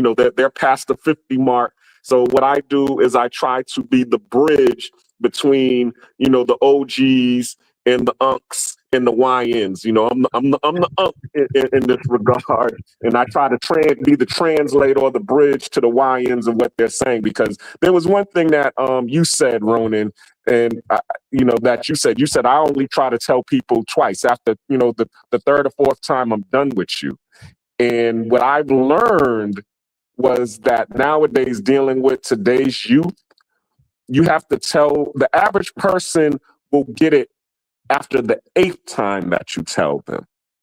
And that's you have to usually tell somebody 8 or 9 times before they truly get it. It's the same thing, like, okay, like what you just said in terms of, when you're working for a business.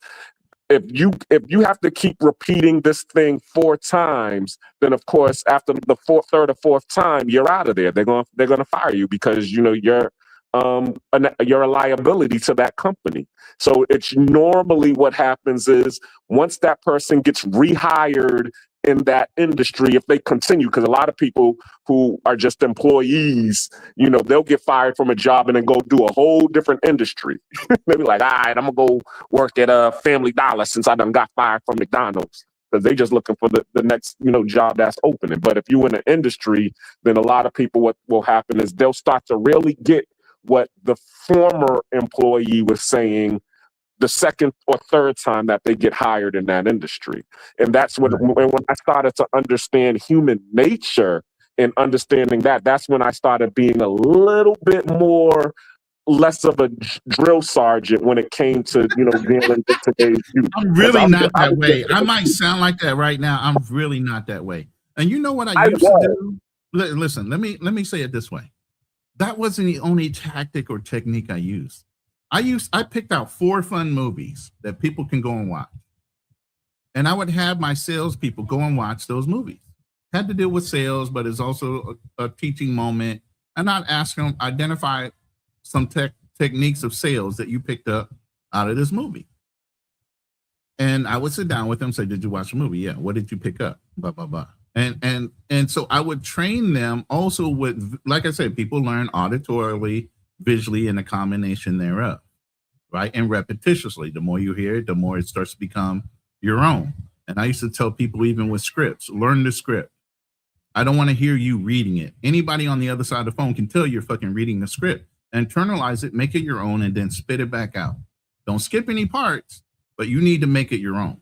Don't fucking read to nobody on the goddamn phone. Stand up. Emotion creates emotion.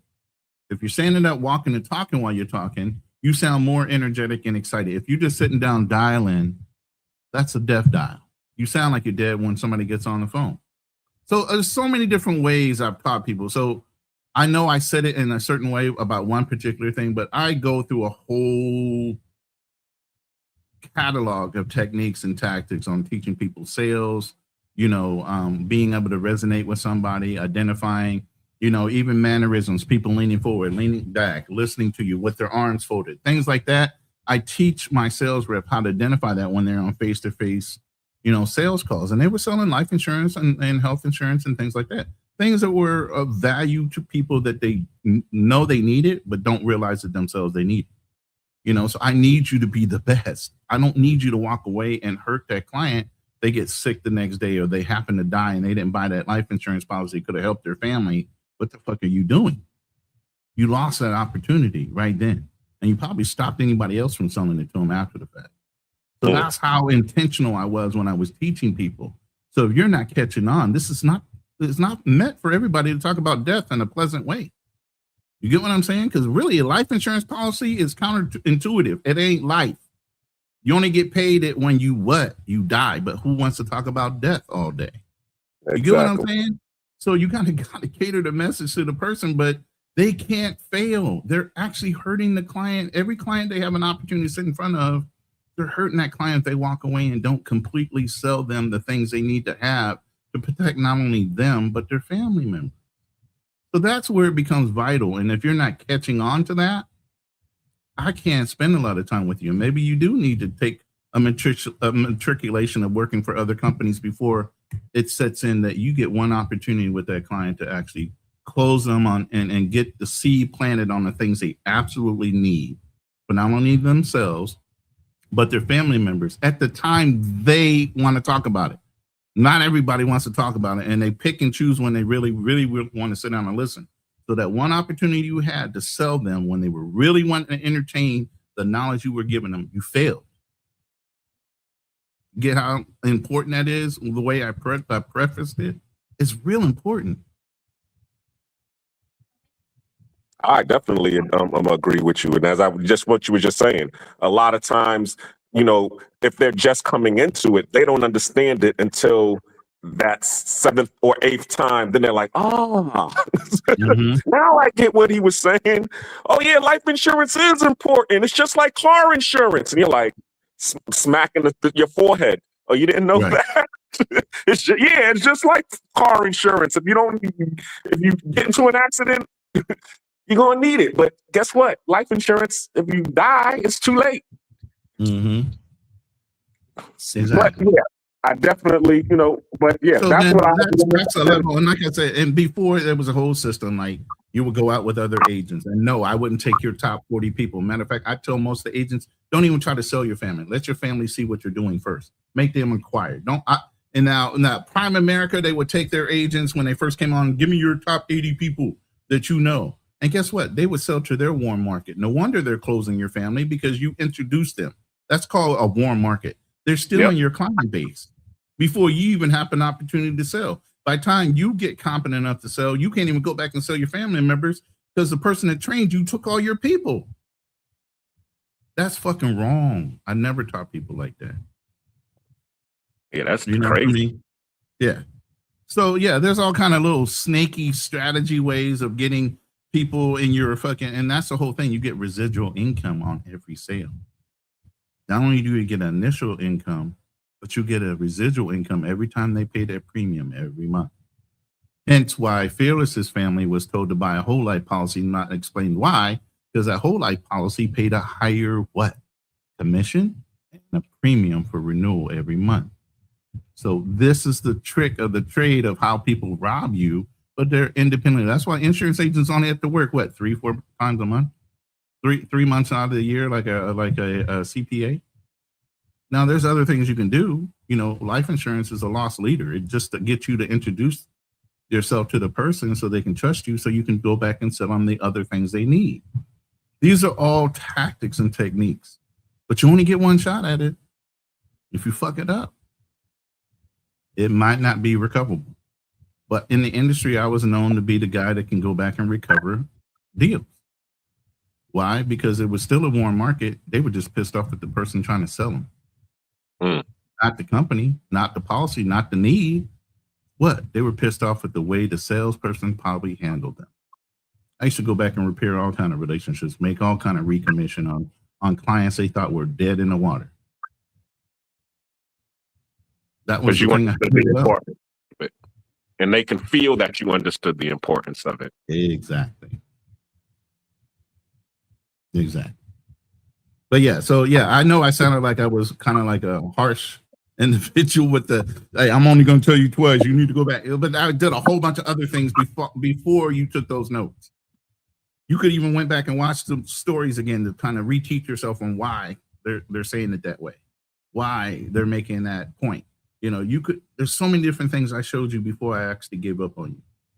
I didn't just tell you 1 or 2 times. There was a whole series of things I taught you before I would say, nah, you're good. Yeah. You're going to either learn to survive and walk on your own 2 feet, like a mother bird kicking a bird out the nest, fly on your own, or you can go learn somewhere else, this business. Because, hey, once you get an insurance license, it's your license. You hang your hat with certain companies, but it's still your license. You have the right to walk away whenever you want. So who's to say once I train you, you don't go work for somebody else that offers you a higher commission on the things that you're selling? And after a while, I stopped working for companies and went 100% independent because I wasn't willing to share my commission with companies just to say I had a name over my head. My name was big enough. People knew who I was. They trusted me. People buy from people. They don't buy from companies. They use company representation for quality, but they still buy from that person. I was able to take clients around with me depending on what industry I worked in. I was in sales for almost 40 years. I jumped from technology to network infrastructure to medical sales and pharmaceuticals to fucking insurance.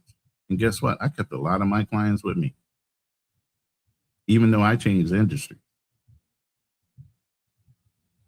But would I be able to interview you on that? Because I definitely want to do a live discussion just on insurance alone, and how a person would be able to go about, getting their license. Because I do have a family member. He does have his broker's license, and like yourself, he's been in insurance for over 40 years, 50 years. And he's done very well. He's actually my brother-in-law, and he always used to talk to us about, getting our broker's license and the importance of it, and how, when you become an agent, how you just said you're able to live off of sometimes the residuals of some of these policies if you have a nice client list. So I definitely would want to, talk to, my small subscribers on the importance. Man, stop it. Yeah, I mean, the information is the information. It doesn't matter how big your channel is. It will grow, and people will seek out the information just on a word search. So yeah, it's important information. I don't mind doing that. Yeah. Well, I appreciate that. Yeah, I love talking about it. I mean, I forget more than I remember half the time. One day I was sitting down with Fearless, like he was saying, somebody told him about this, that, and the other. There was a whole bunch of stuff I spit up on him on. He was like, what the fuck? He had even sat down with Anton Daniels and went through some things with him and said, did Anton tell you this? Did Anton tell you that? Even with Pocket Watch or with JT, he's a retirement guy, but he didn't know the inner workings of what an IUL does, but I do. So I broke down that thing, and he was like, what the? He didn't realize that I knew so much. And sometimes I forget a lot. PTSD has a weird way of affecting you. I used to, like I said, I take notes, and he asked me, do you take notes yourself? Absolutely. I used to have reams of legal paper, yellow paper. My boss used to hate me for this. He would say, well, I didn't say that. I said, yes, you did. You said it on this date. And that's why I tell people to write down the time and the date of when you actually get in this note. I can recall the time, the date, and what you fucking said off of one fucking hot point. Everything to the letter. That's when I started knowing that my mind was going. That's when I started knowing I got hit with PTSD, and that certain things were being disrupted with my memory. Anger issues, different things like that. So yeah. Like I said, I've forgotten more than I know, and it's okay. But what I do know, I don't mind imparting to people. So yeah, we can definitely do that. But other than, you got your live tomorrow night, and it's going to be right in line with what we kind of just talked about. So kudos to you for setting up your live for tomorrow. And if you guys haven't, subscribe to Black Cleaner's channel. He puts out really good conversations, just like we do, have good panels. He does open up the panel for discussion and even questions and answers. So, subscribe to Black Cleaner's channel, a legitimate YouTuber and brother. So definitely do that.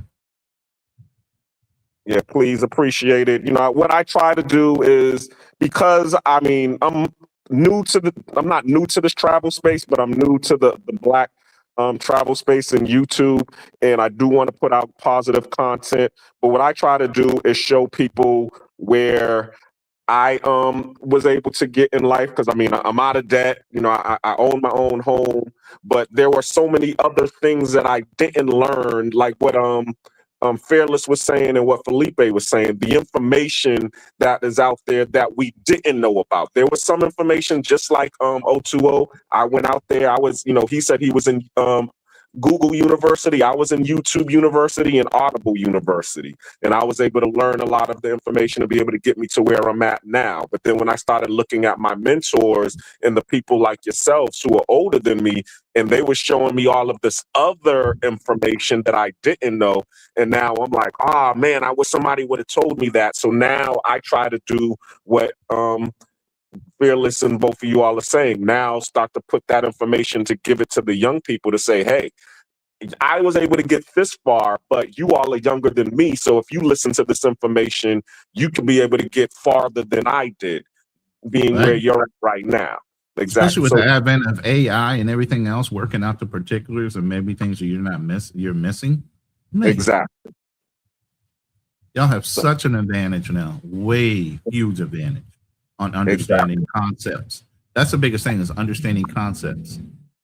You know, the quicker you can understand a concept, the quicker you can apply it to your benefit. Yeah, and they're putting out so much knowledge now. And all you just got to be able to do is be patient enough, because a lot of times, a lot of people, they are just impatient because, I mean, this generation is the ADHD or ADHD generation, or the microwave generation. They want it all now. And sometimes you just got to be like, hey, just slow down, you know, take it in little bits and pieces and you'll be able to get it off. It's the now generation, but it's also the generation of entitlement. They don't feel like they need to work for it. They just think it's supposed to happen for them. They don't understand that they got to actually apply it and work for it. Exactly.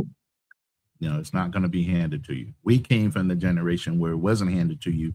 You had to fucking go out and get it and earn it. Exactly. But we are handing it to them. That's the whole thing. We're handing it to you in knowledge. So now we didn't get this knowledge like you said, by osmosis. We had to go out there and get it and make mistakes and, you know, and discern which was good knowledge and which was bad knowledge and live it, as you said, lived experience. And now all of a sudden we're giving you all of our lived experience and giving it and handing it to you for you to be able to just follow it. Yeah. Take what you want and throw away the rest if you want to. You want to try to reinvent the wheel or modify it, go right ahead. Technology is right there for you to apply what you do know and what you understood that we said and cater it toward how you can do it. Like I tell people with scripts, internalize it, make it your own. You should not sound or be saying the same thing, but you should mean the same thing. So you don't veer off the principle of what the script is. You know, so hey, take your life script, apply certain things to it, but you need to live it. Whoever you're going to be, whoever you are, you need to really live your life for that purpose. Fuck all this imaginary bullshit that you see on social media. That shit ain't real. That's real talk.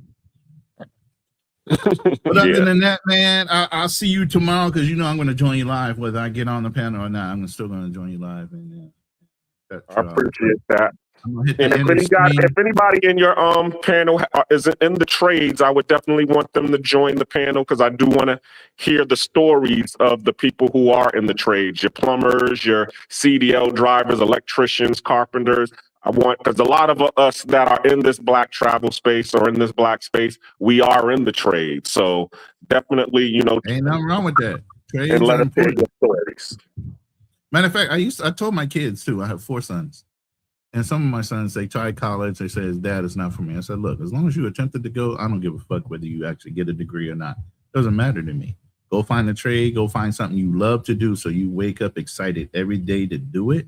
You're going to excel at it no matter what you do. And here's the thing. If there's ever an apocalypse or something that goes on, guess who's actually going to be a benefit in any society? Tradesmen. Yep. Journeymen, bricklayers, those guys. Those guys are always going to have a home or a society they can join if there's a collapse of a government. Facts. You have to work with your hands, mechanics. You know, all those things are needed. Don't look at yourself as being less than because you don't have a corporate job. That doesn't matter. Those corporations need those people to fix the things that need to be fixed. Just don't sell yourself short. Don't sell yourself cheap either. You know what you know. You know, everybody's heard the story of the master mechanic that went to go fix the ship, right? Mm-hmm. And the bill that he gave for an invoice of a 5-minute job. You know, we don't know. He charged him $26,000 for going in, assessing an engine, turning one thing with one wrench, and he invoiced the captain for $25,000 or so. The story changes. The point is, the captain said, well, I had all these other people come in and they wanted to charge me this, that, and the other, but they never could fix it. Okay, one, you had all these people come in. They couldn't do it, right? Well, you only stayed 5 minutes. What does it matter? It took me 25 years of experience in order to do 5-minute job so that your fucking engine runs and you can make money. Pay my invoice. It's not always about your time. It's your knowledge. It's your information. And all that becomes yours. I teach people when they go into being entrepreneurs. your information, your knowledge, your lived experience is exactly what they're buying when they pay you a fucking salary. And they already know they're getting it 10 times, 20 times back. Every year they pay you that 6 figures. The minute you realize that even though you can make 6 figures for a company, you go out and set your own company, now you get 100% of what you can earn for yourself. And you don't have to pay anybody besides your cost of running your business. The minute that fucking light goes off is when you really become free. Yep. I like how you put that. Well, all right, I'm not going to hold you. I appreciate you having me on the panel. And yeah, I definitely see you on Monday. Yes, sir. I'm putting, got my little video playing at the end, so you already know what the deal is. All right. Happy 250. Peace. Peace. Hey! If you're ready to level up, make some noise! We ain't going back. Level up your life. Put the team on the map.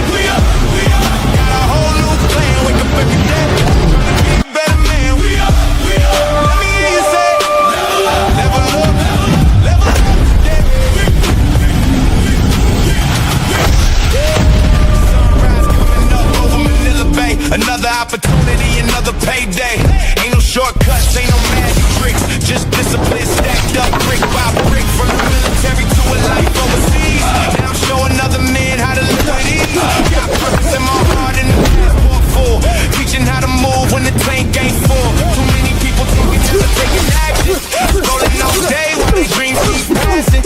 I'm outside, plans in motion. Building the future across the ocean. One life, one life, one shot, one shot. What you waiting on? You are learning. We ain't going back. Level up your life. Put the team on the map. Got a whole new plan. Wake up every day. Trying to be a better man. Let me hear you say, level up, level up, level up, level up today. Get the gym, read a book, start a side hustle. Turn pain into fuel and struggle into muscle. Every little win starts adding up. Before you know it, your whole life leveling up. New city, new goals, new mindset too. The future gets brighter when the work comes through. No excuses, no blame, no pity parties. We're building kings over here, not followers, sorry. The mission don't stop when the uniform ends. Sometimes that's exactly where the Ronan, next one begins. So I have been looking for you for a very long time now. If you're chasing greatness, I have not nothing to do with the White Lotus clan.